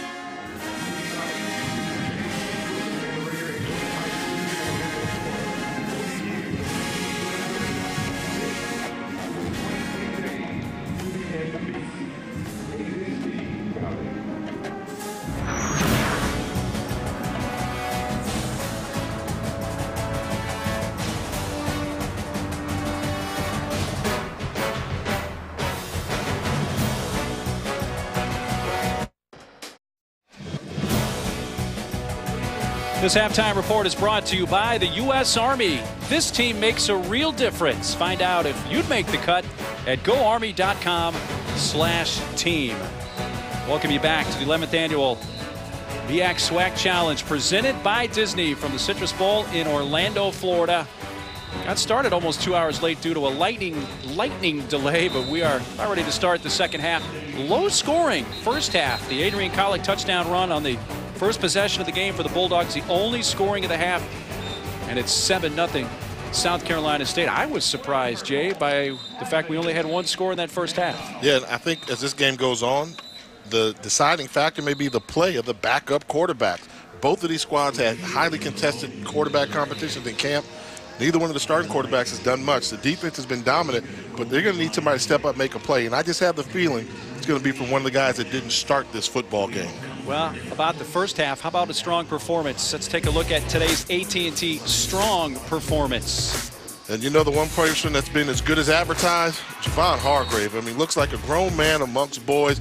You know, the old school phrase is he's the real deal. He's showing you everything that he can do, why he's the most dominating defensive player in the Mid-Eastern Athletic Conference, All-American candidate, future NFL player. He's been on full display today. That's the bright spot for South Carolina State. The only time Javon Hargrave wasn't the real deal is when they had the second-team D-line in and he was on the sideline. And you look at those numbers are numbers you would take with the game. Imagine this. He's only done this in one half of football. If he continues to play at this high level, his stock will only continue to rise in the eyes of Mel Kiper and Todd McShay and all those NFL scouts. 2 sacks in that first half for Hargrave. Let's check in with the third member of our broadcast team down on the field. There's Tiffany Green. Well, UAPB head coach Monty Coleman says he's pleased that his team is only down by 7. He thought his first team efforts in the first half was pretty decent, but the offense needed to get more first downs. He said that they were not taking care of the football. On the other side, Coach Buddy Pugh says, look, our defensive unit is doing exactly what I expected them to do, but offensively, UAPB is holding their blocks, and so they're trying to overload and get the run going, but they're not getting anywhere because the Golden Lions are stacking the box. He says we have to get our passing game going here in the second half if we want to be successful, not only today, but for the rest of the season. Wow, thanks for the knowledge there, Tiffany. I'm not surprised that Monty Coleman said what we thought he would say. He's pretty happy to be down only 7-0. Right yeah, and for Coach Buddy Pugh at South Carolina State, you can tell it's frustrating him. They have the notion that they can't throw the ball and beat you, and teams come out and say, we're going to make you throw the ball. They commit to it every offseason, and they just have not seen the improvements in the passing game to his liking. Antonio Hamilton from the 4-yard line stumbles forward, finds a crease. That's it. Oh! Upended by the kicker, the freshman kicker, Jamie Gillen. And Antonio Hamilton was oh so close to breaking one. I mean, Hamilton, one of the most dangerous return men in FCS football. 4.3 40 speed, NFL scout all the way. When you get that kicker, he just relied on the speed too much. He didn't even give him a move. Kicker guessed he was going towards the sideline. Hamilton didn't even give him a move, fell in love with his speed, trying to get to the sideline, and nice tackle by the freshman kicker. Hamilton had a 98-yard kickoff return for touchdown last year. That's a 41-yard return. So the Bulldogs begin the second half at their own 45-yard line. Taylor is the back. Collick, the quarterback, throws a strike complete out in the flat on the far side to Kwan Caldwell down the sideline for a good distance before he's out of bounds all the way to the 27-yard line, run out by Reggie Rayford. And Caldwell's the guy that they call him Steady Eddie. Sneaky athletic. People think, well, because he doesn't have that burner speed, but right there did a good job of turning the corner, athletic cut. Sneaky athleticism there for the big play. 28-yard gain. That's the longest play of the day for South Carolina State.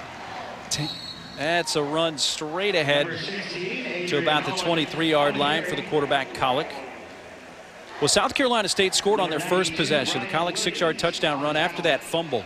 Pick, punt, and took a knee to end the half.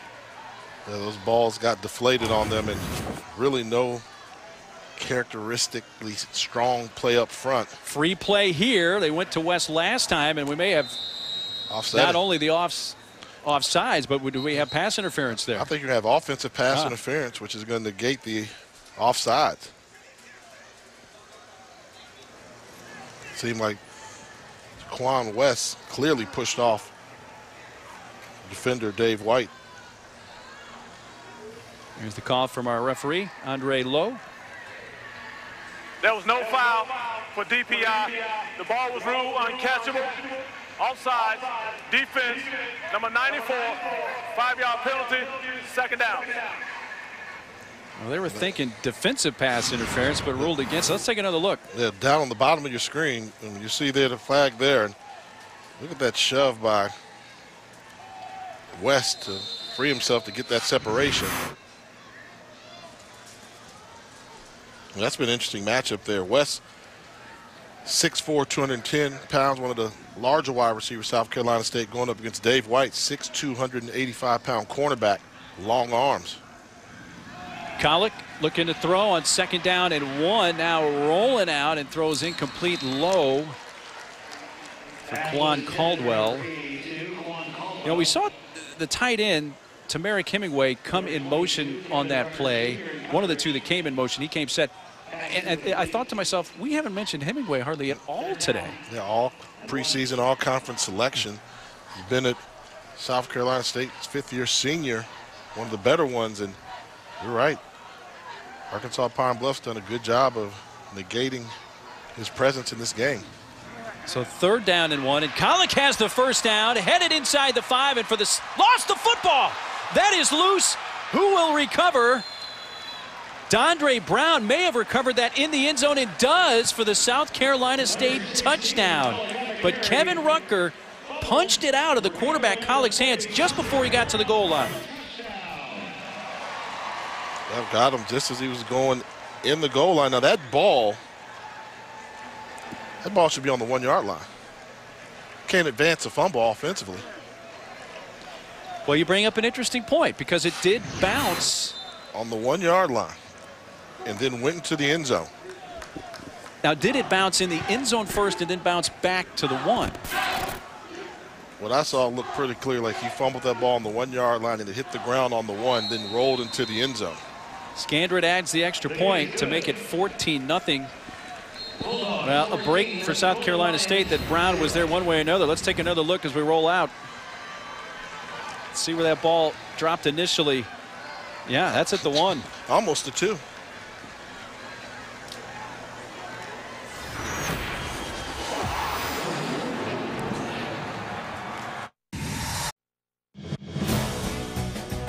The 2015 MEAC SWAC Challenge, brought to you by Dick's Sporting Goods.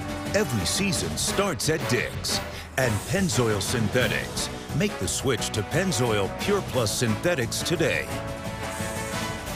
Well, that's the Legends reception here at the MEAC SWAC Challenge the other night. There's Monty Coleman, who was honored along with the late L.C. Greenwood, who was a tremendous Pro Bowl player for the Steelers. Of course, played for Arkansas Pine-Bluff. And Willie Jeffries and Donnie Shell from South Carolina State honored as well. 14-0, South Carolina State leading after the touchdown and the recovery by Dondre Brown.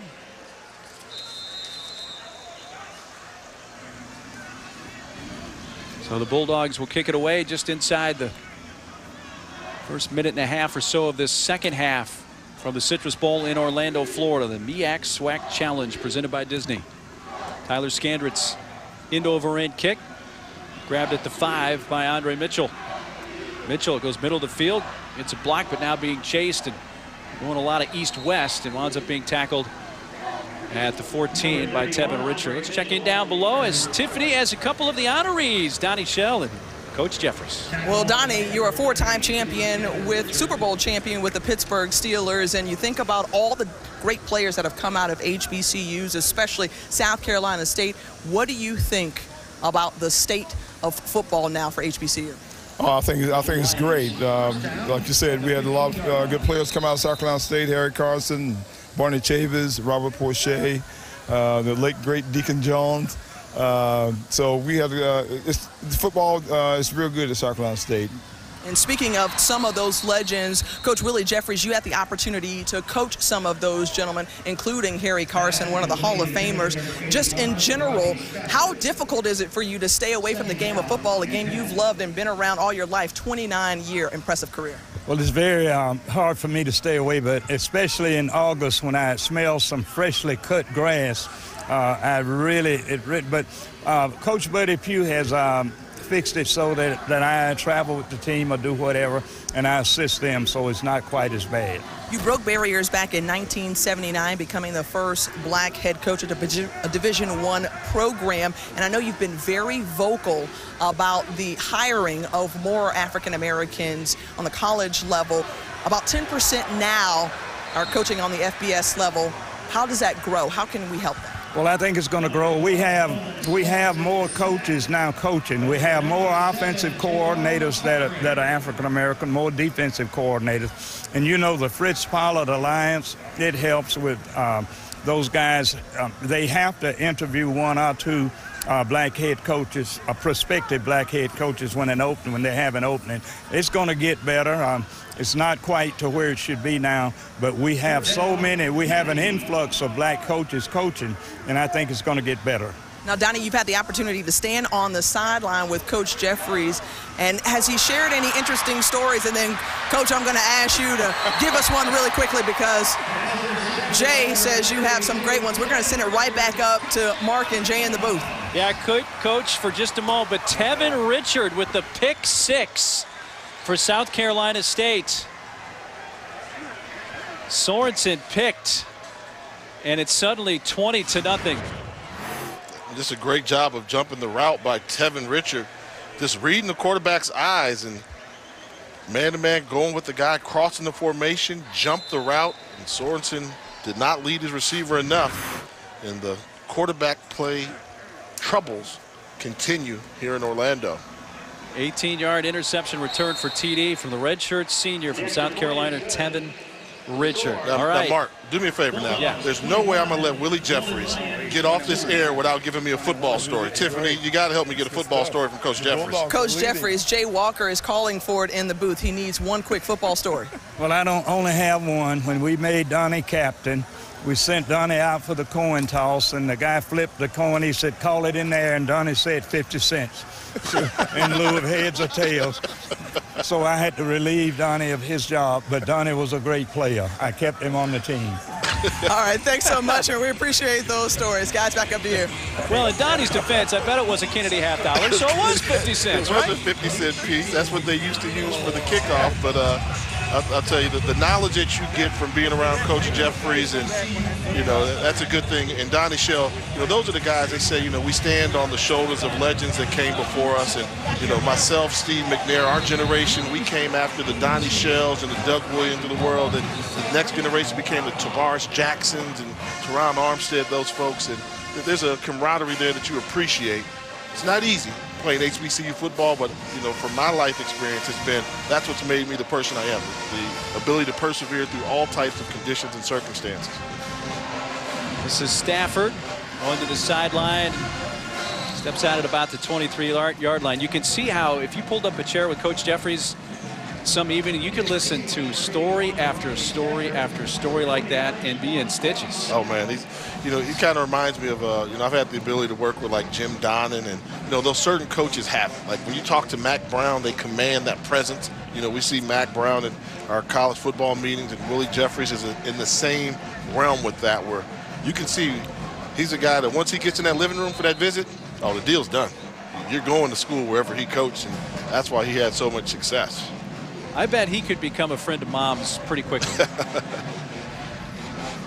Well, suddenly UAPB, which was only down 7-0 at the half, finds themselves down 21-0. And a run left side, a broken tackle by Brian Hanley. Still on his feet, hits midfield, bumped hard, lowers his shoulder, and a nice run all the way up inside the 45-yard line of South Carolina State for a 35-yard pickup. And guess what? Backup defensive line in for South Carolina State. None of the stars are there. Good penetration by number 7, the backup tackle, Mack. But finding a crease and good hard running by Brian Hanley, the senior from Monticello, Arkansas. It took Philip Henry to finally run him down. They spotted at the 42-yard line of South Carolina State, the Golden Lions first down. Try a double move. You know, they're seeing some man-to-man looks right here. Find a matchup. Who's going to be that go-to wide receiver? We haven't called Willie Young's name today. You've got him isolated one-on-one top of your screen. Why not give him a shot? Hanley in the pile. A couple of helmets came off. One on each side. Here goes another one, comes flying out. Tyler Smith's helmet came off for South Carolina State, and I believe it was Cameron Williams, tight end, whose helmet came off for UAPB. Passing situation. South Carolina State brings in the starting defensive line. So look for Hargrave to apply pressure from the left side. Just 1 of 9 on third down today are the Golden Lions. They face a 2nd and 12 here, but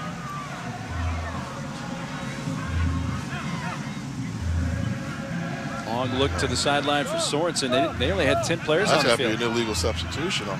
If they only have 10. Stafford came in late, set up in the slot, handed off to Hanley. Stopped at the 41. Now that's going to set up the 3rd long. And I understand you got the big play running the ball by Hanley, but on 1st and 2nd down, consecutive runs, I mean, that run was more the lucky variety. He bounced it to the outside. I just think you have to find a way to get Willie Young involved in this football game. I mean, coming in, he was their offensive playmaker. Anytime you see one-on-one, find a way to get him the ball. Led their team last year with 45 catches, 9 TD receptions. Preseason SWAC, 2nd team this year, was 2nd team all SWAC last year as well. And knocked free. That ball is batted down by Darius Leonard. 4th down. Trying to set up a screen, and South Carolina State was not fooled by it. Too much penetration. It's about the timing and rhythm, and you're going to see 3 red jerseys around the quarterback, not giving the quarterback time to hold on to the football to set up the blocking for the screen. Darius Leonard, he's a good one, just a sophomore. He's one of those guys that maybe gets lost in the shadow of Hargrave right now, but just a sophomore. They say he's got an NFL future as well. He was the MEAC Rookie of the Year last year, 2nd team All-Conference. Matt Guff punting. A high, short punt. Will take a UAPB roll inside the 10-yard line. And they'll down it around the 6. Another nice punt for the freshman at 34 yards to pin in South Carolina State.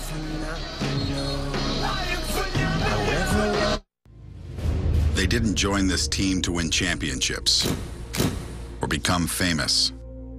They joined because there is important work to be done.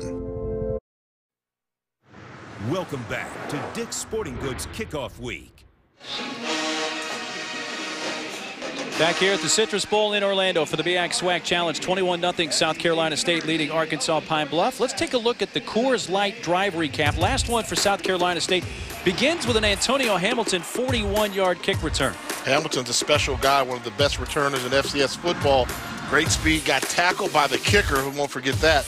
But good job of rebounding, getting the ball with a quick release out to the playmaker in space, allowing Quan Caldwell to get close to the end zone. And this is the play right here towards the end of the drive. Collick trying to capitalize, stripped, great team recognition, going over to recover the fumble, and allowing the touchdown to stand for South Carolina State.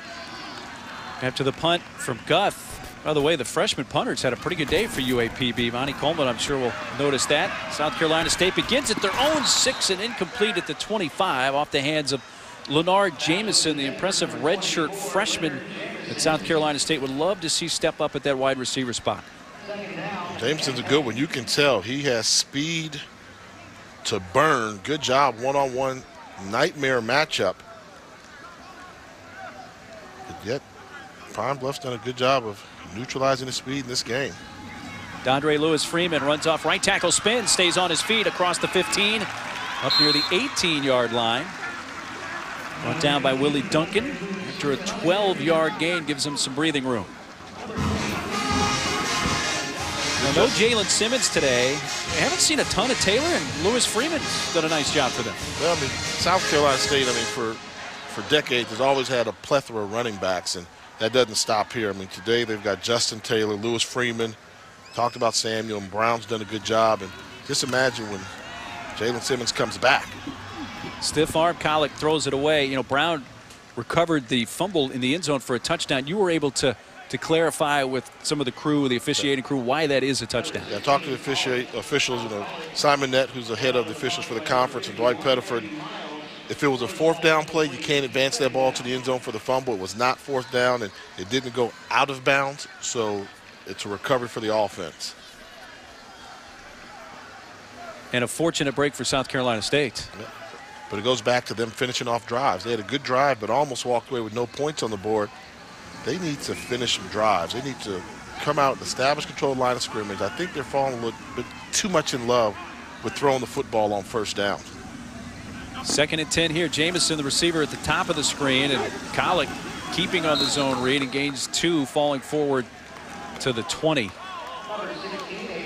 Wrapped up by DeMarcus Berry. We mentioned earlier we hadn't said his name a lot. The senior DeMarcus Berry with the tackle for UAPB. He's last year 1st team all SWAC performer out of Alexandria, Louisiana, Alexandria High School. If I'm Adrian Collick right now, it's 3rd and long, backed up, you know, minus territory. You have to think ball security. Cannot afford the interception or the turnover. If you punt the ball, it's not the worst thing in the world. You must protect the football on this down. Collick fires high, and it's picked off, and he did not protect the football. Now it's lost again and out of bounds. Kevin Rucker picked it off, and then on his return lost it, but it went out. And it is UAPB ball. And Jay, you were just warning South Carolina State what not to do. You already got the first down to advance the ball once. Now you have to be thinking ball security. Don't give them great field position. Ball thrown high and behind, and great job by Reggie Rayford coming away with that interception, making his very first collegiate start in his only college football game. He's had a tremendous impact thus far. I believe that's his second interception on the day, isn't it? Yep, and third overall turnover from South Carolina State, which was there was nearly a fourth. What we just talked about was the Colic fumble at the goal line that was recovered in the end zone for a touchdown by Brown. It could have easily been the fourth turnover. So with 9 minutes to go, UAPB trying to get back in this thing from the 25-yard line, and a handoff to Braylon Willis. Not much, maybe a half yard or so, stopped by Deshaun Taylor, redshirt sophomore. Well, South Carolina State defense last year allowed an average of 125 rushing yards per game. They've allowed 77 so far in this game.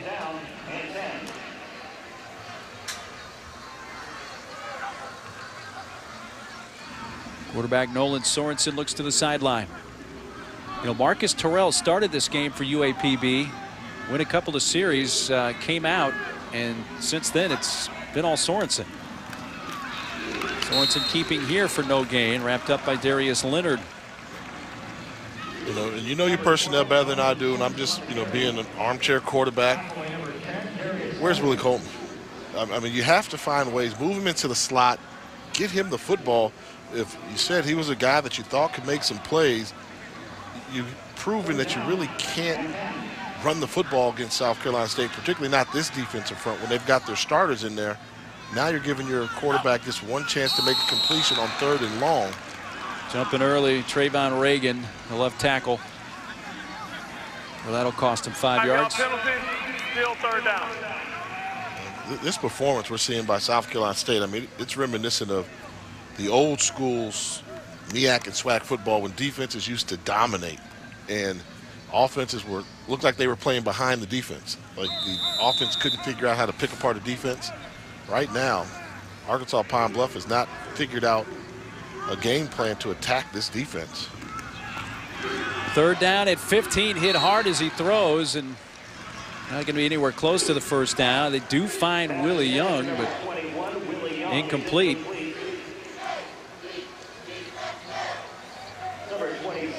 That was a time I liked the effort trying to get him the ball, but they couldn't protect the quarterback so he could make an accurate pass.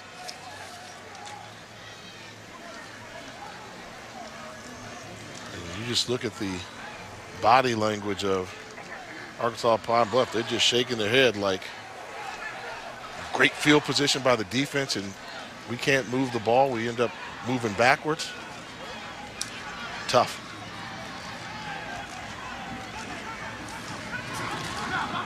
Well, with Kyle Coleman, they're lined up kind of in a wildcat spot on 4th and long. They take too much time.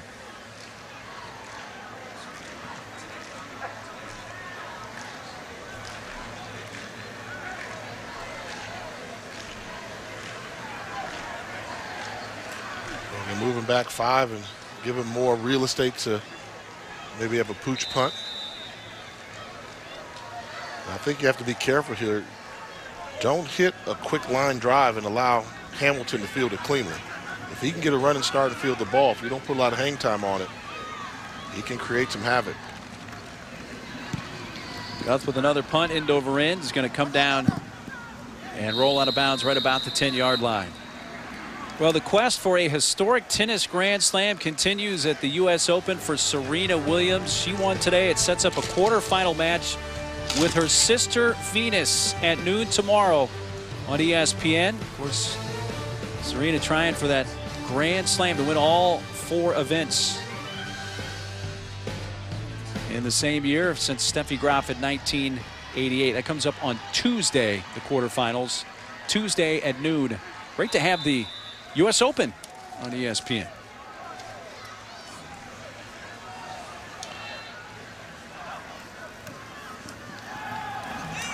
Caleb York at quarterback. Down the sideline, Caldwell could be gone. Chased by Rucker, and he's wrapped up inside the 30. Now, great play, way to turn the corner. I'm pretty sure they're going to have to take a look at this. Was this ball a catch, or did it hit off the ground? It looked like the defender stopped because he thought the ball hit the ground. You saw right there, that's Reggie Rayford. He stopped, completely stopped in his pursuit angle because he thought the ball hit the ground. Let's take a look.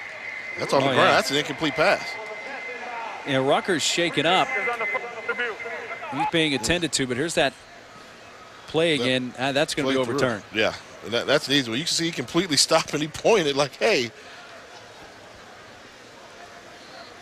Would have been a 64-yard game, but this should come back as it goes to replay official Ron Gilbert. But what this cost UAPB and the fact that the play continued, Rucker had to make what he thought was a touchdown-saving tackle and did something perhaps on the tackle or the run because he's being, well, was being helped off the field. Now under his own power is headed to the sideline, so that's good to see. And you can see the frustration from head coach Monty Coleman. I mean, you have to be able to see if that ball skips off. I mean, it's not like it was deep down the field and there was only one set of eyes on it. You've got several sets of eyes. And now with this field turf, you see the dust kick up.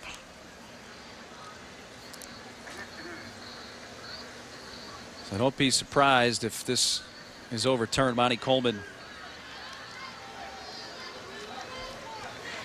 talking with his staff there, but Andre Lowe, the referee, on the headset, and here's the call. The ruling on the field is being changed. The pass was incomplete.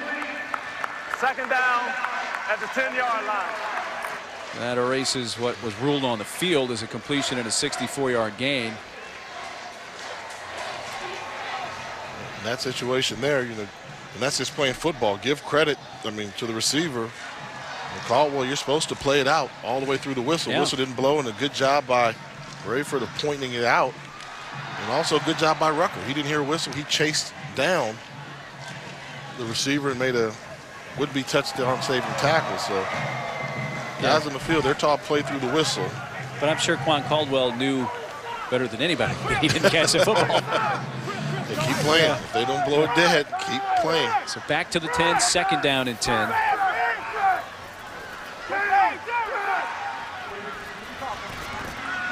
That blitz formation, nobody in the deep middle of the field. Willie Duncan right now, number 8. He's the deepest defender. If they stick with this look here, you have to attack the middle.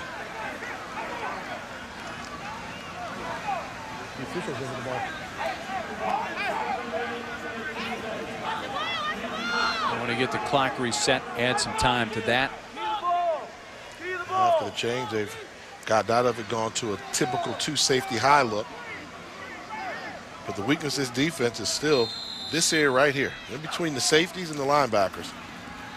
There it is. Collett goes in that direction and finds the tight end, Tamarick Hemingway. First catch of the day with a tremendous tight end, a 24-yard gain. And that's what you want. That's why you like Caleb York in the game. He knows where the weakness of the defense is. He said, I need to attack the middle versus cover 2. Makes a quick decision, accurate throw, gets Hemingway in the game. It's plays like that that the coaches start to say he understands it. I saw it in the pre-snap read when I said you have to attack the middle defense. Cover 2, you got a 6'5" tight end. Make them cover him. They didn't. York got rid of the ball quickly and accurately for the big play for South Carolina State. Reggie Rayford is the UAPB player that's down, and I want to get back to Hemingway because we asked in particular Buddy Pugh and his staff about this really talented player and how much can he become more of a factor on the offensive side. He's a great blocker. He blocks just about as well as anybody. They can line him up anywhere on the field. That's Rayford being helped off the field. And Buddy Pugh and his staff made the point, hey, the player has to want to become a bigger contributor on offense to make this happen. Yep, you have to go out there and want it. Just like blocking, not everybody likes to block anymore, and blocking is becoming a thing of the past for tight ends. But when you've got the size and frame, and I've always thought a tight end that can run is the most dangerous man on the field because he's closest to the ball. Here comes the blitz. Fumble. Loose ball. Who has it? If this goes to the Golden Lions, it would be the 4th Bulldogs turnover of the day. And it does. Knocked out by Jakevin Carter, one of the linebackers. And Joshua Smith, number 43, recovered. Smith's one of the UAB transfers. Take a look off the play fake and uncovered linebacker Franklin. That's quarterback's responsibility. Number 57, they brought the blitz for the young freshman quarterback. He didn't see it.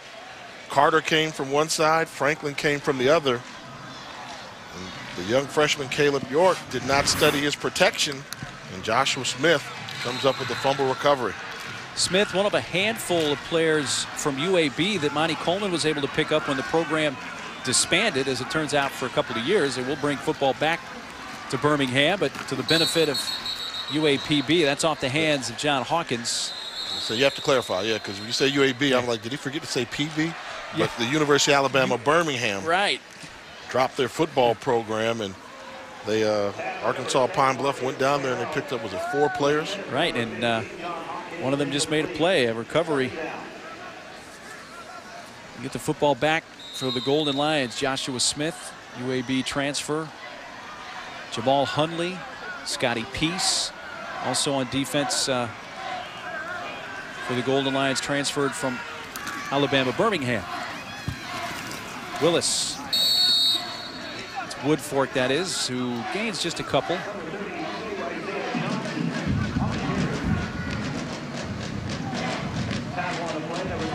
Just over 6.5 minutes to go in this third quarter. This game began about an hour and 50 minutes late due to a lightning delay. It's 11th annual MEAC SWAC Challenge presented by Disney. All the scoring belonging to South Carolina State, and on the defensive side for the Bulldogs, Javon Hargrave having a very nice commencement to his senior season. Well, Terrell's back in the game at quarterback for UAPB, puts it in the air and caught, hung on to by Willie Young. So there's the first completion for Marcus Terrell at quarterback. I think they're up to 3 completions now for the quarterback, so they've got 3 completions and 3 interceptions, but they're moving them out the pocket. Getting Terrell out of the pocket, pursuit being made. If he holds up, he's going to get hit. Got rid of that ball just in the nick of time, but also a good job timing-wise by Willie Young. Break off the route, pick up the first down. First catch for Willie Young today, and UAPB is in the red zone for the first time in this game. Terrell in big trouble in the vicinity of Woodfork. That was Darius Leonard and Reggie Owens who were about to collapse on Terrell in the backfield. Both of them were responsible for outside contain. Leonard from his linebacker position, Owens from his defensive end position, and they were going to meet at the quarterback. Fortunate neither one of them was injured. Terrell was able just to get rid of the ball in the nick of time. He was about to become part of a sandwich there. And not a good one. 5.5 minutes to go in the quarter. Handed off. Willis, touchdown. UAPB on the board. 18-yard run.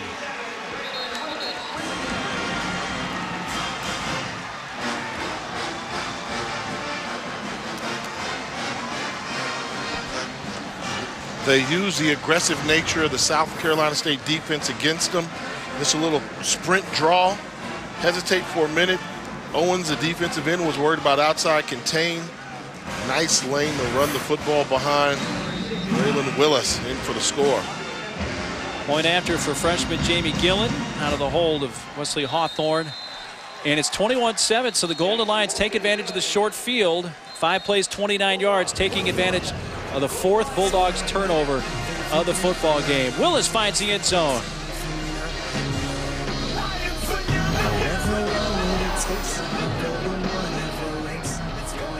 Ohio Lions feeling a little better about themselves. They're on the board. It's 21-7, South Carolina State. This 11th annual MEAC SWAC Challenge presented by Disney. Well, let's take a look at today's and now tonight's Bringing the Flavor, brought to you by McDonald's.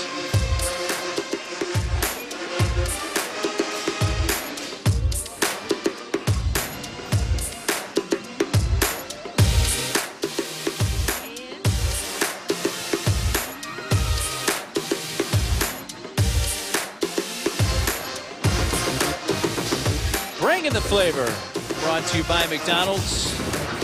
Now, you brought up a great point on the UAPB side, Jay. A lot of these kids flew on an airplane for the first time in their lives coming here. So they really wanted to play football, even though this game was delayed almost 2 hours by a lightning delay. It's going to go into the end zone for a touchback. UAPB buses everywhere, and Monty Coleman told us their longest bus drive ride is usually, what, about 8 hours down to Houston? Nothing unreasonable. You can understand why. They're probably the most centrally located team in the Southwest Athletic Conference. So you can understand that. But the opportunity to take a bus, I mean, to catch a flight and come to Orlando, which is nice, and to take it all in. And I think, you know, when this game was created, that's what it was all about, giving exposure and opportunities to these young men to be treated first class to start off their college football season.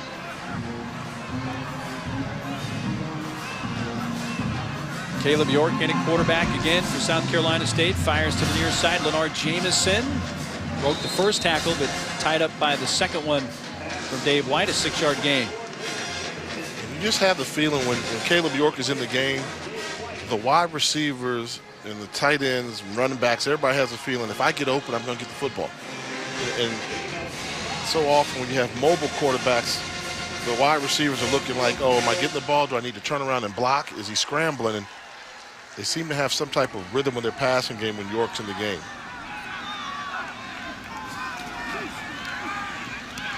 Throws a strike there for a first down to Taquan West. That was 14-yard gain, and you're the quarterback, Jay. That may be the best throw we've seen all day from either side. Definitely. 3-step drop. Didn't hitch into the throw. We saw him miss that throw earlier. He threw it a little bit behind the receiver, but this case made the adjustment and threw a strike. Quick decision, making the most of his pre-snap read. Now he's completed a couple balls and look for Arkansas Pine-Bluff to try and bring some pressure now. Throws again and finds West once again. First down, still running inside the 30, tackled at the 29 by Dave White. And that's how you stop teams from blitzing. So often young quarterbacks are afraid of the blitz and getting hit, but once you see the blitz coming, you're going to see the recognition coming. They're going to bring the linebackers up here. He knows it's coming. Replace them. You got the crossing route coming where the linebackers blitz from. Easy throw, plenty of yards after the catch. 36-yard pickup for West and South Carolina State. Handed off. This is Justin Taylor. Not much there. Marcus Berry, Willie Duncan with the tackle. Berry hobbling a bit though. Uh-oh. And he's going to take a seat holding that left thigh, left knee. It's that point in the game where you start to catch the cramps. Been very hot and humid down here in Orlando for the past couple days. Yeah, kind of holding that left hammy, and that's, we're not medical professionals, but usually that's an area that is prime for the cramps. You see him run off the field. Barry, the senior out of Alexandria High School, Alexandria, Louisiana.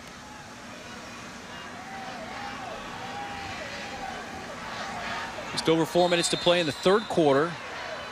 2-touchdown lead for the Bulldogs. They jump, free play, third time today. Free play, York throwing, West going up for it, incomplete at the 5. But again, Jay, third time today they've gotten the UAPB line to jump and gotten a free opportunity. And 98, 5-yard penalty, second down.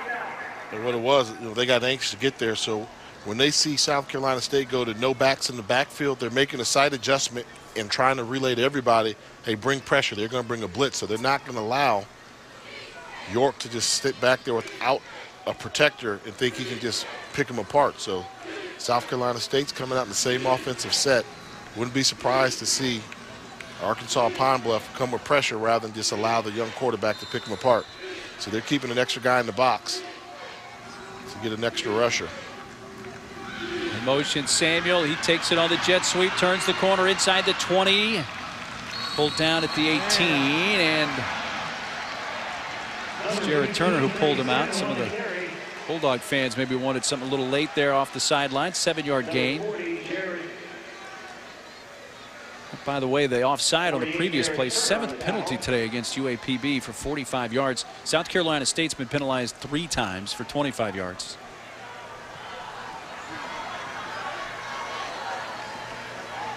A first down from the 18 of the Golden Lions.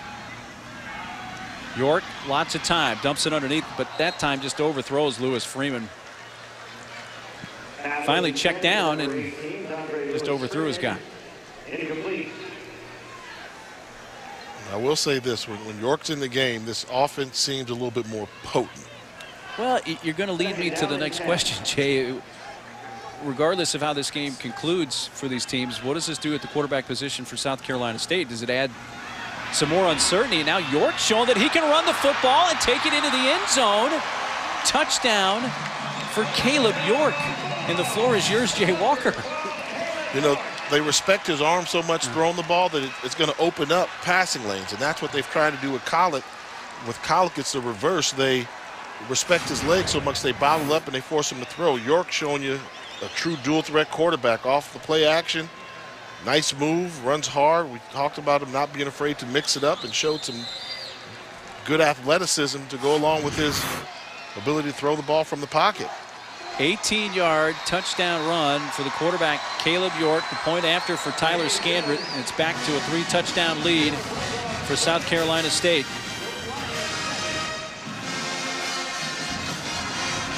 28-7.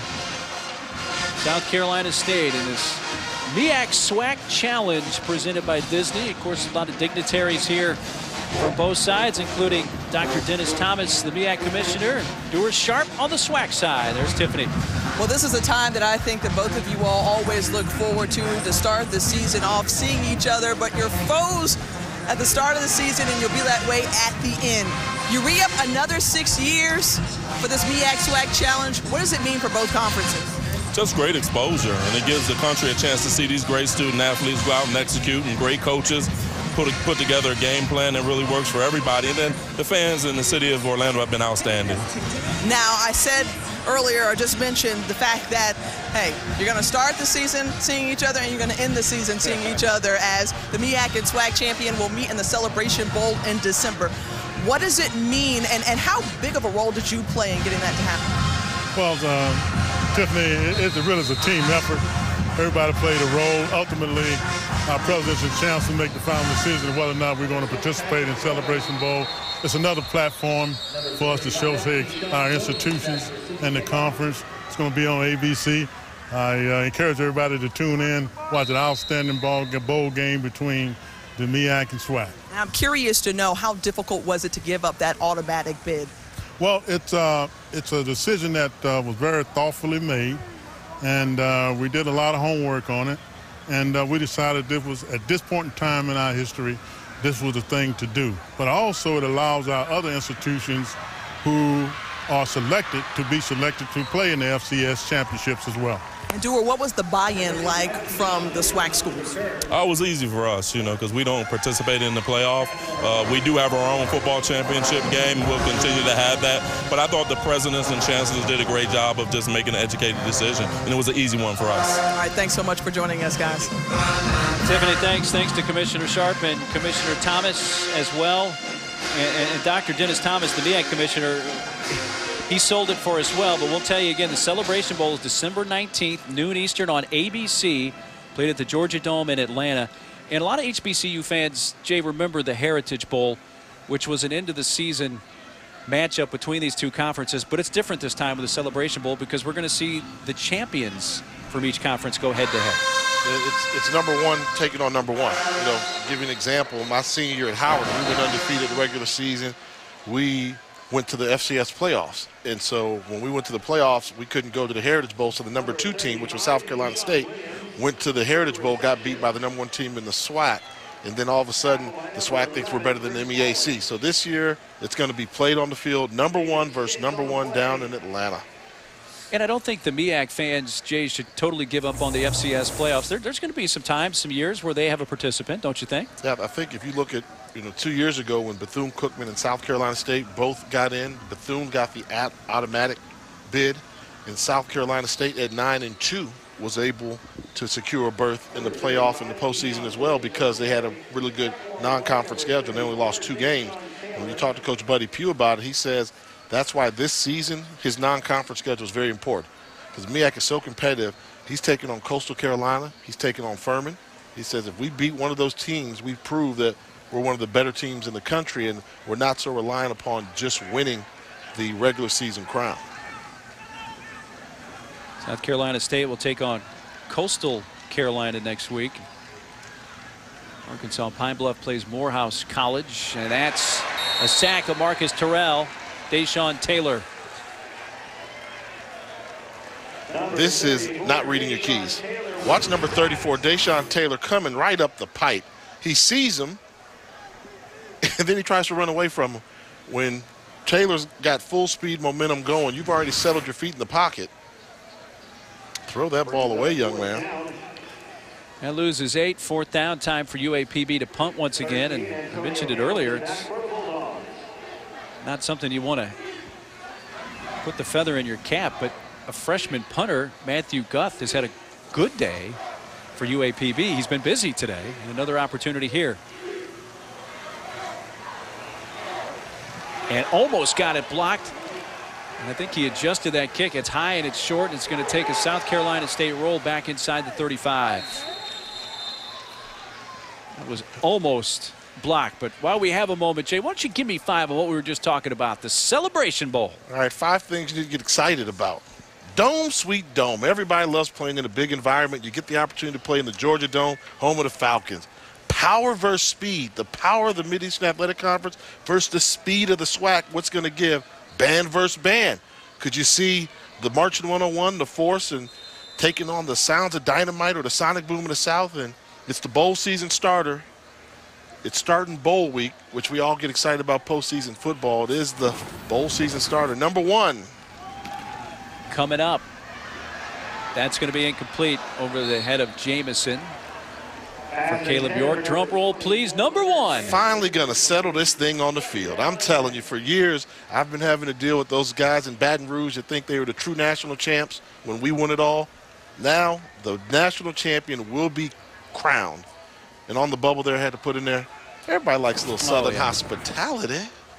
You know what's on my bubble there? That's my favorite picture of you that I've ever seen, actually, by the way. You like that suit? Yeah. I mean, that suit and tie was clean that day. The whole presentation, clean, very nice. Inside the last minute of the 3rd quarter, he's looking for McIntosh, incomplete. Dave White on the coverage of Kenobi McIntosh. He's a freshman wide receiver. They target him for the first time today. Nice size, 6 feet 5 inches tall. They wanted to try and get him going, but this is a quarterback that's attacking. Caleb York is saying, I have one-on-one coverage with a 6 foot 5 inch wide receiver. Throw it up, give him a chance, make the defense make a play rather than sit here and absorb the blow. So I really do see what the coaches like about York, where he goes out and he attacks the defense, particularly the defensive secondary. York on 3rd down and 10. That's caught by Hemingway, the tight end. Close, but a little short, maybe by a half yard. We'll see where they mark it. He got a pretty good spot. I think with that spot, he's going to have it. Perhaps. And you can see Hemingway seems to have a little bit more faith the ball's coming his way when York is in the game. Yep, 1st down.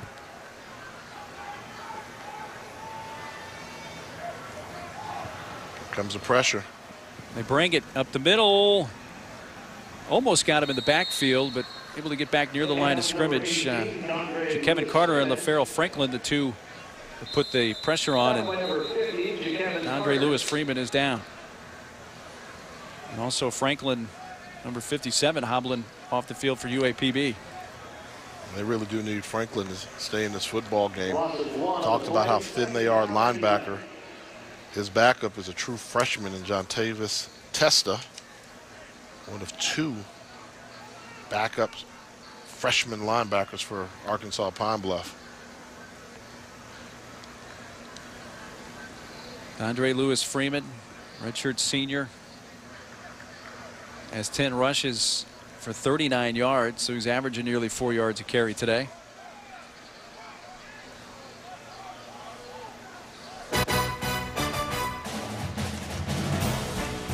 Well, coming up.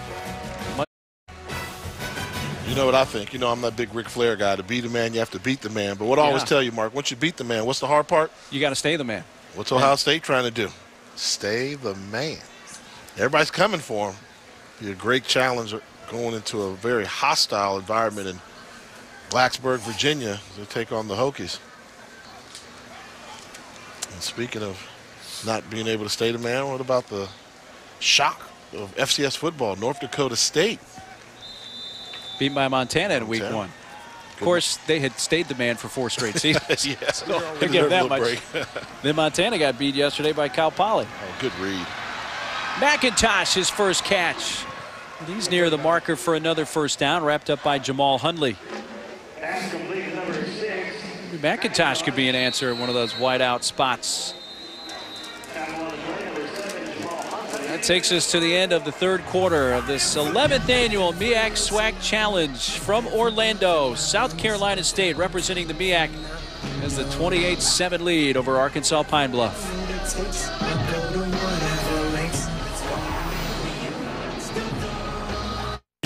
Winner of this game takes home that attractive hardware. It was 7-0 at the end of the first half, but that 3rd quarter was eventful scoring-wise. Each team finding the end zone. UAPB once, South Carolina State 3 times, and they're threatening again as they begin the 4th quarter. And a handoff to Justin Taylor, and on cue finds the end zone on the first play of quarter 4. 13-yard touchdown run for the redshirt senior from Atlanta.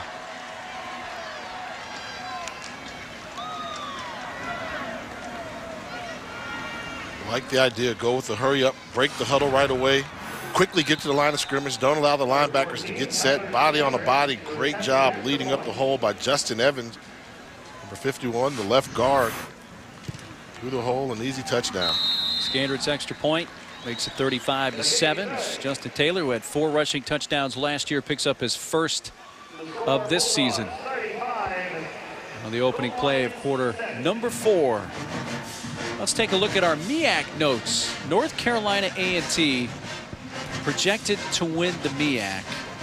Where do you stand on that, Jay? Yeah, I mean, that's a little different. I can understand that because last year, keep in mind, they had 5 teams tied for first place, but clearly North Carolina A&T has been on the upward trend the last 3 or 4 years under Rod Broadway. And South Carolina State picked 2nd again this year preseason in the MEAC. Yeah, they'll be heard from. New leadership. You got 4 new head coaches. Terry Sims was already a coach on staff at Bethune-Cookman. Now he's the head coach. Latrell Scott, Norfolk State. Kenny Carter, Delaware State, and Alex Woods at Florida A&M. And I think what makes it special, those Player of the Year candidates, those are special players. We've seen Hargrave. Hargrave's going to be up for the Buck Buchanan Award given out to the FCS Defensive Player of the Year. And Tariq Cohen, I think, is probably the last offensive weapon since Jay Walker in this conference to have the talent that he could possibly win the Peyton Award, which is the FCS Heisman Trophy. He's that special a running back down there in Greensboro. You just talked about yourself in the 3rd person there. That was nice. I like that. Well, I got to remind myself every now and then. I was a pretty bad boy back in the day. Keyshawn Williams, Patrick Rowland back deep to receive this kick, and it'll go into the end zone for a touchback. Well, Tariq Cohen, what makes him so special, Jay? I mean, he's got the great vision, the total package, the shiftiness, the ability to cut on a dime. You see him running tough and strong there, can catch the ball out of the backfield and knows what to do when he gets the ball. Not easy to bring down. And once he sees daylight, oh, he's a home run hitter. He knows how to finish off the runs by changing directions and not going down. The mark of a great running back, you don't let the first man bring you down. And Cohen does it not only against teams in this conference, but they went non-conference and took on Elon in a it was from the CAA conference, and all he did was rush for 240 yards on them. So he's a special guy. And you also got Herb Walker, really good running back out of Morgan State. Their numbers are similar, but I think that it's going to be Tariq Cohen's year to do some special things. Back in the game, Marcus Terrell fighting all the way across the 25 to the 26. Darius Leonard, Chris Pauling bringing down Draylon Willis. You know, we talked about those teams that are projected to win. You know, North Carolina A&T is supposed to be number 1. Number 2 is supposed to be, you said, South Carolina State. Right. I think there's some surprise teams out there that are going to surprise some teams this year. And you know my 2 surprise teams are out the Mid-East Athletic Conference? Who would that be? First one is Hampton. Hampton's going to be really good. 3 games a year ago, and they looked very impressive yesterday in their huge win at home. Terrell being chased from behind and tackled at the 28-yard line by Darius Leonard. And you have another one? And the other one, you know, everybody scratched their head when I said it, even Commissioner Thomas earlier, Savannah State. Wow. Savannah State's not going to compete for a Mid-East Athletic Conference title. Let's not get carried away. Okay. This is a program that has not won a conference game in 3 years. They're going to beat somebody this year. So they're going to win at least one conference game, you're saying? They're going to win a conference game. They may win 2. But that's one of those surprise teams. Somebody's going to take them for granted, and they're going to sit home with a loss and knock them out of contention for the Celebration Bowl. Terrell throws it out into the flat. Kyle Coleman. There's Monty's son who makes the catch, but for no gain. Tackled by Davius Chestnut. And it's 4th down. Where were people standing on Morgan State last year about this time? Who saw that coming? Nobody saw him, but it was just a historic year in the conference. 5-way tie for first place. I mean, normally 7-5 will not win you a conference championship. Morgan, give credit to their first-year coach last year, Lee Hull. They got the job done. Won a game they had to win in order to get a share of that title and make it to postseason play for the first time in ever. 9th punt for Matthew Guth. That rolls all the way inside the 30 to the 29. While I was praising Guth's day, he had a 6-yard punt his last time, but evens it out a little more with a 44-yard punt and no return this time for the freshman.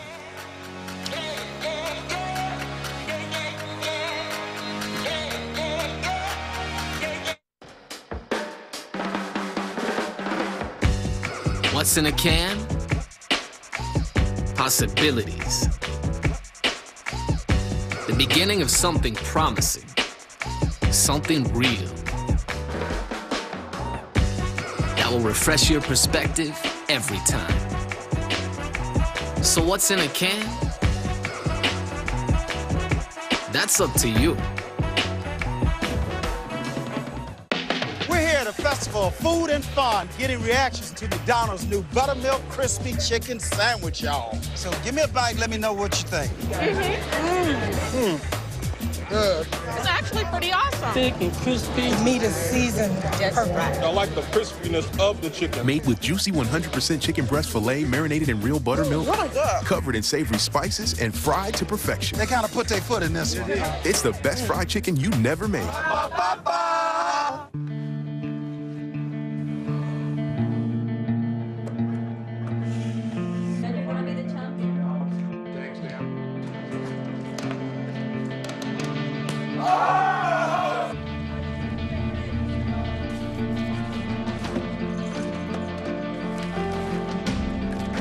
Who's ready? Who's ready? Who's ready? Let's go! Let's go!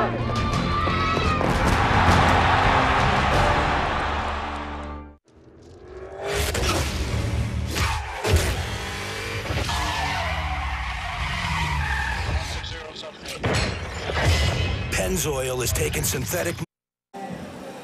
The 2015 MEAC SWAC Challenge is presented by Walt Disney World Resort. Proud to present the MEAC SWAC Challenge. And in part by Gildan. Every bread counts. It's before the game today, able to take advantage of the great Heart and Soul tailgate. Some of the Disney characters there. School bands revved up the tailgaters. That's pretty cool there. That's like the snow globe. Bigger than life-size snow globe. Well, it was sunny earlier. We do have light rain falling once again. That's caught over the middle by Moody. Moody right near the marker at the 39-yard line. Tackled by Kevin Carter. First down, Bulldogs. I'm going to tell you something. This South Carolina State team has gotten a whole lot better during this football game. Well, and how much of that is Caleb York? A lot. The ability, this is something that State's never had. The ability to say, they've got a quarterback that's going to pick us apart. And we'll throw the ball around, and they've got some speed on the outside.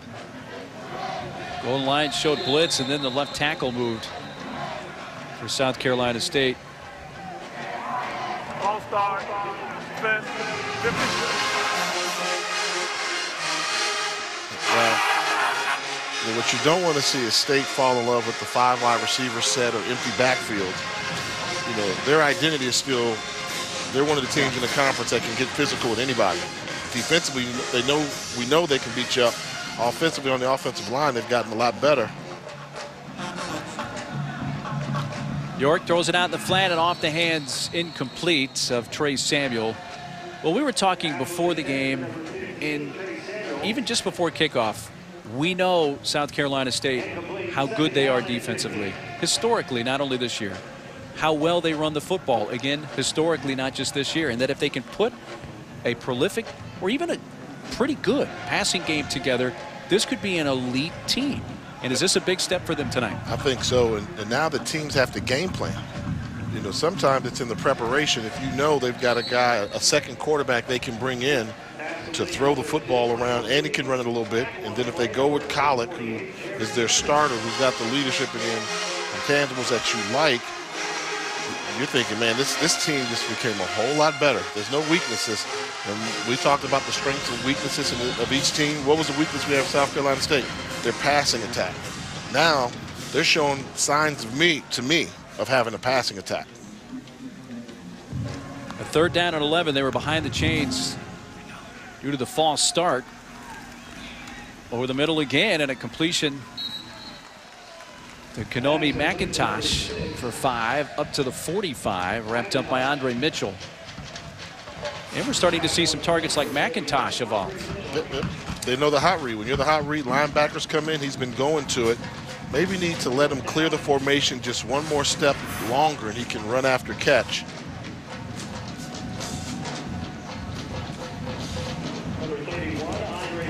So on 4th down, the punt, 4th of the game for South Carolina State. Pettaway hasn't had a great day. Put that one out of bounds. Going to mark it out at the 40. Timeout on the field. 10:46 to go, 4th quarter in Orlando. 35-7 Bulldogs. Golden Lions about to take possession again. They trail it though 35-7 here with 10:46 to play in the 4th quarter. Tiffany Green down on the field, and the rain has some more on the coaching staff of the Golden Lions. Monty Coleman and Anthony Jones, they were some pretty prolific NFL teammates, weren't they? Absolutely, and they've teamed up once more just like they did nearly 3 decades earlier when the two won a Super Bowl with the Washington Redskins. Now Jones brings a wealth of experience on the offensive coordinator side for the Golden Lions, and the two told me they're hoping that they can rekindle some of the same success that they saw back in the 80s and bringing it here to UAPB. You can hear that rain falling on your umbrella there. Tiffany's coming down a little harder. There's a throw and a strike. No, dropped. Rodney Stafford backpedaling.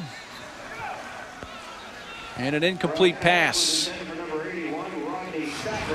This is the Arkansas Pine-Bluff offense that they used to run with Ben Anderson. Just quarterback scrambling, create some things with your feet. Nice throw by the quarterback, but Stafford, the freshman, they wanted to see how he would do on a big stage. He's had a good camp thus far. That's a ball he definitely should have caught.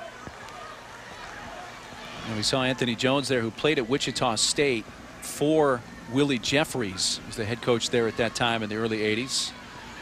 Terrell stacked up right at the line of scrimmage. Anthony Jones told us that Coach Jeffries taught him how to care for athletes. But he also brought up a story how he used to babysit for Coach until he found where Coach Jeffries kept his steaks. So he started cooking up those steaks. and that's when Coach Jeffries said, you know what, Anthony, I don't think you need to babysit for me anymore if you're going to eat up all my steaks. You know, Coach Jones is a big guy. You know, yes. Former tight end, so tight end, that's like a hybrid between a lineman and a wide receiver. So you know, he's got a big appetite. 3rd down and 10. In motion is Stafford. Terrell rolling right and throws, dangerous and incomplete. I thought when it left the hand it may get picked, but then Stafford had a chance to catch that for the Golden Lions. I mean, dangerous pass. At the end of the day, he threw it on the money. I mean, that's another ball that Stafford has to learn. In the game of college football, if the ball touches your hand, you're supposed to make that catch. So they do a good job rolling out the pocket. He drops it over the linebacker. I mean, that's right in the breadbasket. Has to make that catch. Would have been a 1st down. UAPB has 9 first downs tonight, and they are punting for the 10th time in this game here. Matthew Guth gets it away. spiraling punt will take a UAPB roll out of bounds around the 22-yard line. That time a 38-yard punt from Guth. Well, time for our Southwestern Athletic Conference news and notes. You see that Alcorn is predicted to win the East. Grambling State win the West over Southern. Surprise, because Southern is the defending champion from that Western part. Those are the projected winners. It's going to be a good one. The new leaders, Brian Jenkins comes from Bethune-Cookman over to Alabama State. And Willie Simmons over at Prairie View A&M, where he was an assistant at Alcorn State in the preseason plays of the year. Linebacker Courtner Berry from Alabama State is a good one, and you have to love what Gibbs has been able to do at Alcorn, the 6'6" quarterback from Houston, Texas.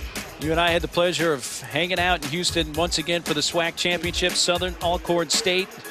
John Gibbs, who's a Houston native, great game. Throws for 245 yards, 3 TDs. He rushed for 137 yards, leading the Braves to a 38-24 victory. He was the offensive MVP.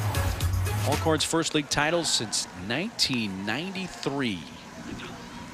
And their first championship game win since the inception of that in 1999. Big year for Alcorn State, obviously.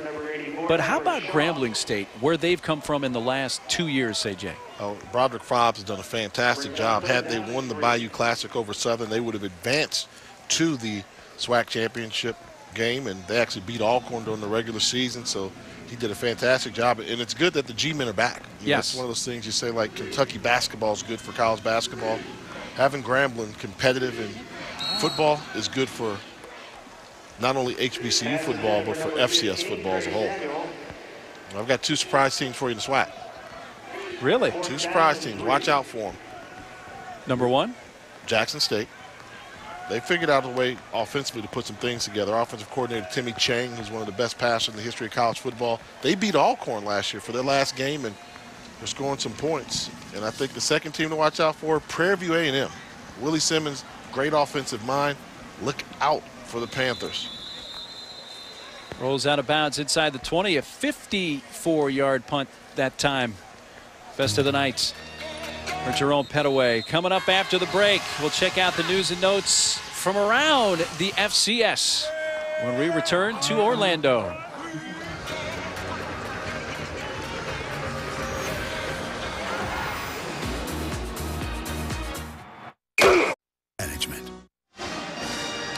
A little singing in the rain from the Citrus Bowl in Orlando, the 11th annual MEAC SWAC Challenge presented by Disney. 35-7 South Carolina State representing the MEAC, leading the SWAC representative Arkansas Pine-Bluff. Just over 9 minutes to go. After the South Carolina State punt, looking to throw. Terrell puts it in the air and going deep, double coverage. Young, it just off his fingertips, incomplete. Well, we promised you, so let's bring you news and notes from around the FCS. Jay. That time of year again where everybody's wondering where these teams come from. South Dakota State, the Jackrabbits taking care of the Jayhawks. Portland State defeated Washington State. Washington State, huge favorite in that game. Good job by Portland State. North Dakota knocked off Wyoming. That's like a, because Wyoming's coached by Craig Bowl. Craig Bowl's the guy that brought North Dakota State to prominence. He gets beat by North Dakota. It's going to sting a little bit. And Kennesaw State beat East Tennessee State, and Kennesaw State got their first win, but I'm pretty sure East Tennessee State just brought back football. Like my good friend Mo Kelly went to East Tennessee State, and his team had been undefeated but winless for a couple years. Now they're bringing them back, so the Buccaneers are back and they lost, so I got something I can talk to Mo about up in Seattle. Mo Kelly is actually from Orangeburg, South Carolina, played CFL, and now works for the Seahawks. I always tease him. He should have went to State. He said, I did. I went to East Tennessee State. Should have went to South Carolina State. 3rd down and 11. Showing blitz off the edge.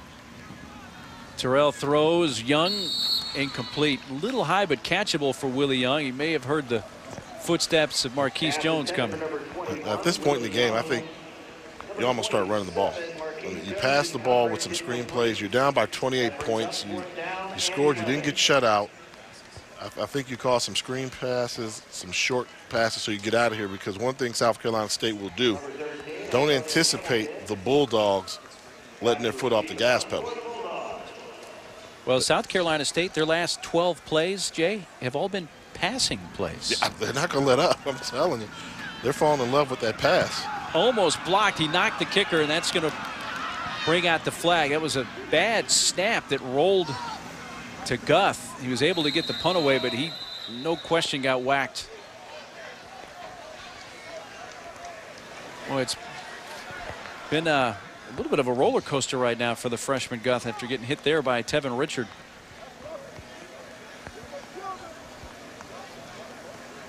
I mean, poor snaps, and kicker has to pay for it. But he's a good actor. He's jogging back on the field. They teach him how to act a little bit. He didn't need to act much on that one. He got hit pretty good. Having an issue with our mic, but they called running into.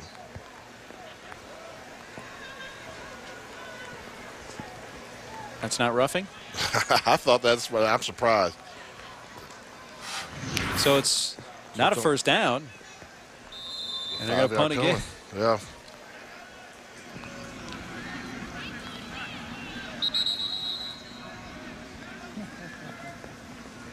The officials forgot to pick up the flag.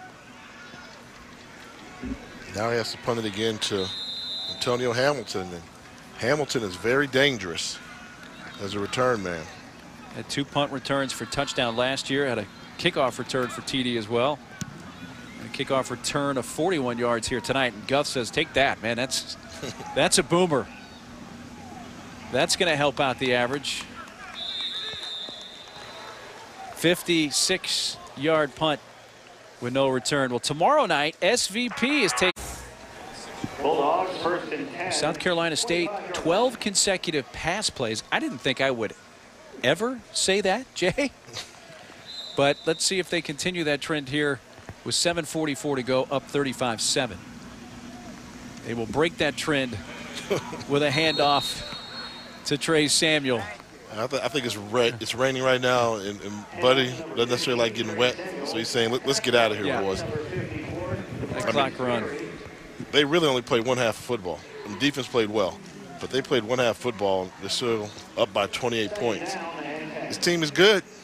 This team is good. And we're going to see them in a couple weeks on Thursday Night Football when they host Florida A&M. And a couple Thursdays after that, they go to Daytona Beach. Take on Bethune-Cookman. Looking forward to that one, too. Yeah, that Bethune-Cookman South Carolina State rivalry has really started to become their rivalry. For years, it was always South Carolina State versus North Carolina A&T. But I think Brian Jenkins brought the intensity into that game. So does that change now without him there? No. I think if you were to talk to the Bulldog faithful, they don't care for Bethune-Cookman too much, and I don't think Bethune-Cookman cares for them too much. Here's York throwing across the middle and out of reach of Everett Shaw. By the way, that is Thursday, October 8th at Bethune-Cookman on ESPN2, South Carolina State. We'll visit Daytona Beach. I'm catching some grief on Twitter. About? In the top 5. Oh, still? Yeah, but there's only one valid argument I've heard out there, one that I've paid attention to. But it is what it is. I've been telling everybody, if you didn't like my list of the biggest names in HBCU football, give me somebody you would take off to replace. And somebody pointed out, and I didn't make this up while I was doing it, but my list was all SWAC players. Oh, kind of unintentional. So the MEAC, okay, I get that now. Patrick Rowland with the return to the 33. Oh, let's go back to what you're talking about. Your gimme 5 from the first half, biggest names in HBCU. That list there, who do you drop? Yeah, who do you drop? You know, now Buck Buchanan is from the MEAC. I put him on the bubble. No, I'm sorry, Buck Buchanan's from Grambling. Oh, I'm sorry. So that's all SWAC. It's still SWAC, yeah. So I started thinking about some guys from the MEAC. If I started with a MEAC list, you know, we got some names we can put. Maybe to save yourself, we should have, instead of saying HBCU, maybe we did MEAC and we did SWAC. Yeah, but this was all time. The challenge was issued by a fan all time, and so I think we could have put Willie Lanier, who went to Morgan State, on there. Too Tall Jones should be on that list. He went to Tennessee State. Deacon Jones, who went to Mississippi Valley, I didn't put him on the list. So it's a lot, you know. But that's why we got to go. And Donnie Shell, who we saw. I mean, John Stallworth, Alabama A&M. I just said these names here. Who do you take off? That's what I want to know. You could put Jake Gaither in there. Some people from South Carolina State said they should have their own list with Willie Jeffries and Harry Carson and Donnie Shell and Porsche, but these names, I just don't know who you take off. Yeah, it's tough. And Doug Williams is going to be mad he's number 4. I just wanted to see that picture again. Brandon Duncan now in as the quarterback for UAPB. Redshirt sophomore out of Roosevelt, New York. So we see a third different UAPB quarterback tonight. He's going to take off. Duncan, a sliding stop for a gain of about 10 up to the 42. Brandon Duncan, 6'3", 205-pounder. Did go to a prep school in North Carolina, but from New York. New York quarterback in Pine-Bluff, Arkansas. How'd that happen? 6 minutes to go here in Orlando. And tackled for a loss. Traylon Willis, that is, by Tyler Smith, number 33. And after week 1 of the year, you wonder what did you learn about your team. And I don't know if Arkansas Pine-Bluff should just scrap everything just yet. I mean, the strength of their team is supposed to be their offensive line. Maybe they realize they're not as good as they thought they were, but at the same time, I don't know if they're going to face better than what they face tonight. So I think it's hard to judge your quarterbacks, your wide receivers, anybody on offense when the front 4 from the opposing team is dominating the game. I think for South Carolina State, they learn they can throw the ball if they want to. They've got a trigger man that can make some things happen. Running away from that blitz, Duncan throws incomplete for Wesley Hawthorne up near midfield. Incomplete pass stops the clock with 5:10 to go, and a 3rd and long upcoming for the Golden Lions. 3rd down, 14. And did we see? It seemed like when we talked to Coach Jones, he said that we're going to be up tempo and it hasn't been much up tempo. No. They've gotten to the line of scrimmage pretty quick. And I thought up tempo might have worked if you do up tempo with some quick passes, because you can tire out the opposing defense and the particular defensive line. But when you come up to the line of scrimmage, you take 15, 20 seconds and let those big guys rest, I think defeating your purpose. Plenty of time this time to unload. Duncan into triple coverage, incomplete at the 35 of South Carolina State for Willie Young. Well, Anthony Jones, you know, his philosophy really is the offensive coordinator. He likes to keep it simple and just take what the defense gives us. Well, what South Carolina State said was, we're going to let you try to pass the football. Yep. And that hasn't gone all that well. It hasn't. They've got some talent back there. And the ability to get pressure on the quarterback without blitzing linebackers really helped them out in this ball game.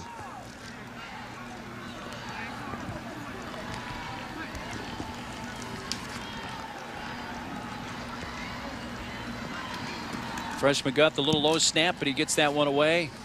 His 11th punt of the night. Takes another UAPB roll. Well, he had that anomaly of a 6-yard punt, but he has another good boot there of 55 yards with no return.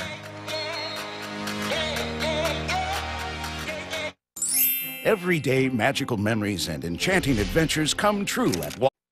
Back here in Orlando in this light rain now for tonight's Lexus Playbook. And things seem to change, at least through the air, for South Carolina State, Jay, when they brought in Caleb York. Yeah, just great recognition. Built-in hot route. You want to blitz the linebacker, replace him with the wide receiver behind him. That play right there got the respect of the defense from Arkansas Pine-Bluff, saying we better be careful if we blitz this young freshman quarterback. He made him pay. And I think it was that threat of the pass, of the blitz stopping package that really changed the tempo of this ball game. Numbers on York, 122 yards. Hands off to Justin Taylor.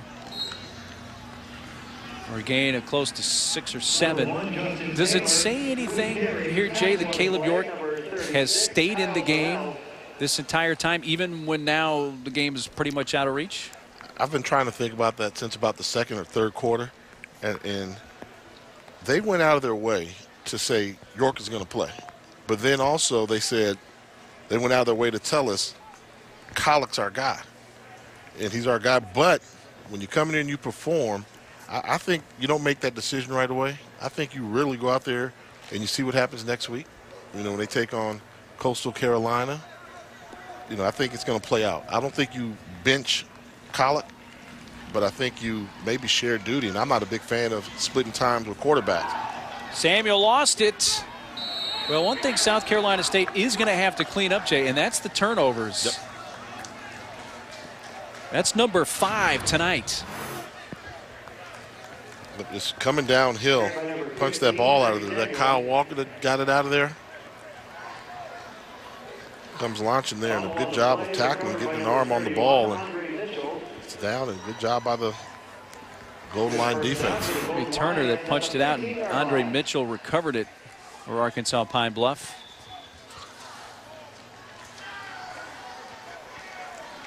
You know, we've got a game, you know, this year coming up on the season on a Thursday when we go to Pine-Bluff, Arkansas. It'll be interesting to see the status of the program at that point. Yes. Around the middle of the year, it'll be make or break time for them.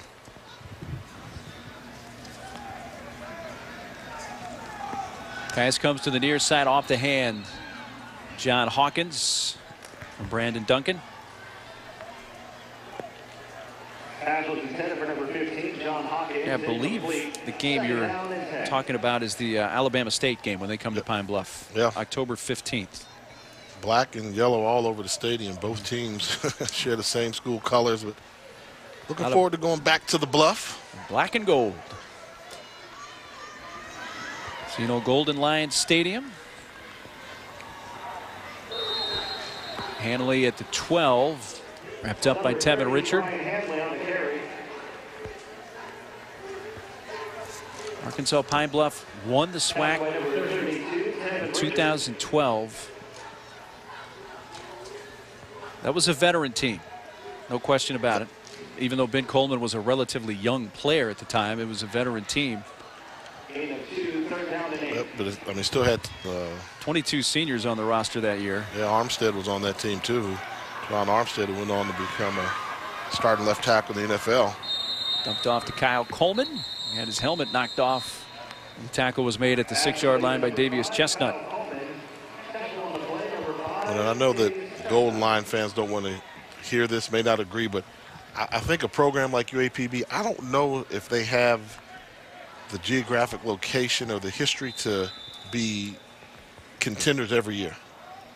I think they're, you know, a lot. I say that about my alma mater, Howard University. I don't know if we could compete on an annual basis, but I think those type of schools have the ability where every 4 years you get the right senior class in there, they make a difference.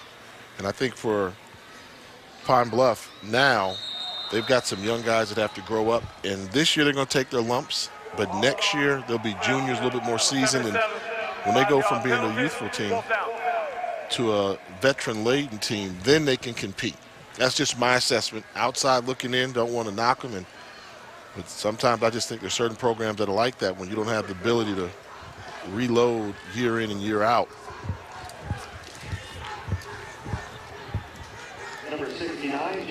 So under 3 minutes to go. This will be a 28-yard attempt off the right hash. Jamie Gillen out of the hold of Wesley Hawthorne. A snap from Cameron Willis.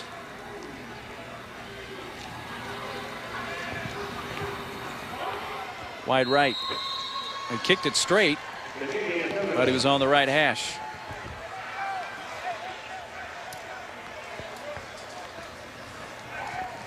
Well, wrapping up this 11th annual MEAC SWAC Challenge Saturday afternoon at Disney's Magic Kingdom theme park. The UAPB marching musical machine of the Mid-South. South Carolina State's Marching 101 helped kick off this year's MEAC SWAC Challenge with a band showcase.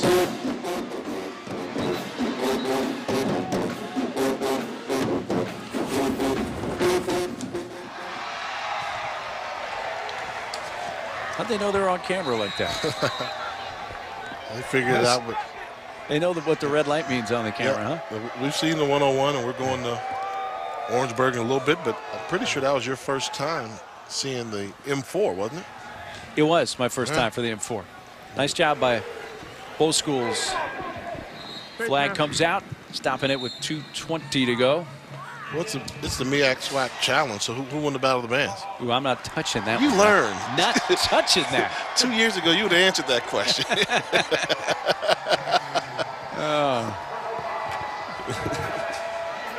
I'll let your Twitter light up. What's the Twitter? You know, you can talk about just what you just made a comment about Arkansas Pine-Bluff football. Yep. If you had just made a similar comment about the M4, the band, oh man, you probably would have gotten that. Twitter would have lit up even more. Yeah, I wouldn't have gone to the game we've got there in Pine-Bluff. I wouldn't have showed up.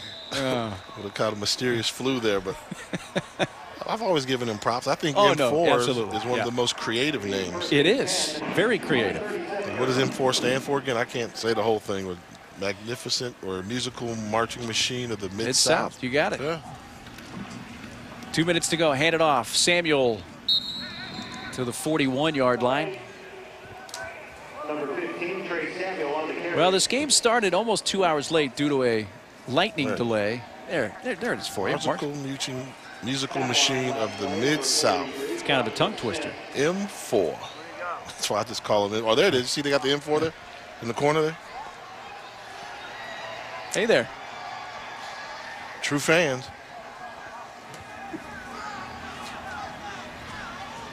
Well, the outcome of this game, though, Jay, is going to continue the trend, though, that unless your uniform says Southern on it, it's going to be a MEAC win. Because Southern's the only team out of the SWAC that has won in this MEAC SWAC challenge. Look at our player of the game, brought to you by the U.S. Army, Javon Hargrave. Nice numbers. He's doing it up. He sees it. They have the Jumbotron. See, players like playing these arenas right here, and Hargrave did a good job this game. And, you know, I had an opportunity to address some of these student athletes at Mid-Eastern Athletic Conference Media Day. And I said, hey, when you get an opportunity to play on TV, shine. When the lights were on, play your best ball. I think he might have listened to me a little bit, because from the first snap to his last snap in the game, he was definitely an impact player and proved to be the best player on the field. So there's Jay Walker's very sad attempt at trying to take credit for the very good play of Javon Hargrave. He came out to play, and, you know, and that's what it's all about. He's going to be an awesome player to watch this year, isn't he? And it goes back to what Robert Porcher, South Carolina State alum, said. If you want to play on the next level, dominate. And I think maybe Porcher had something to say that Hargrave picked up on.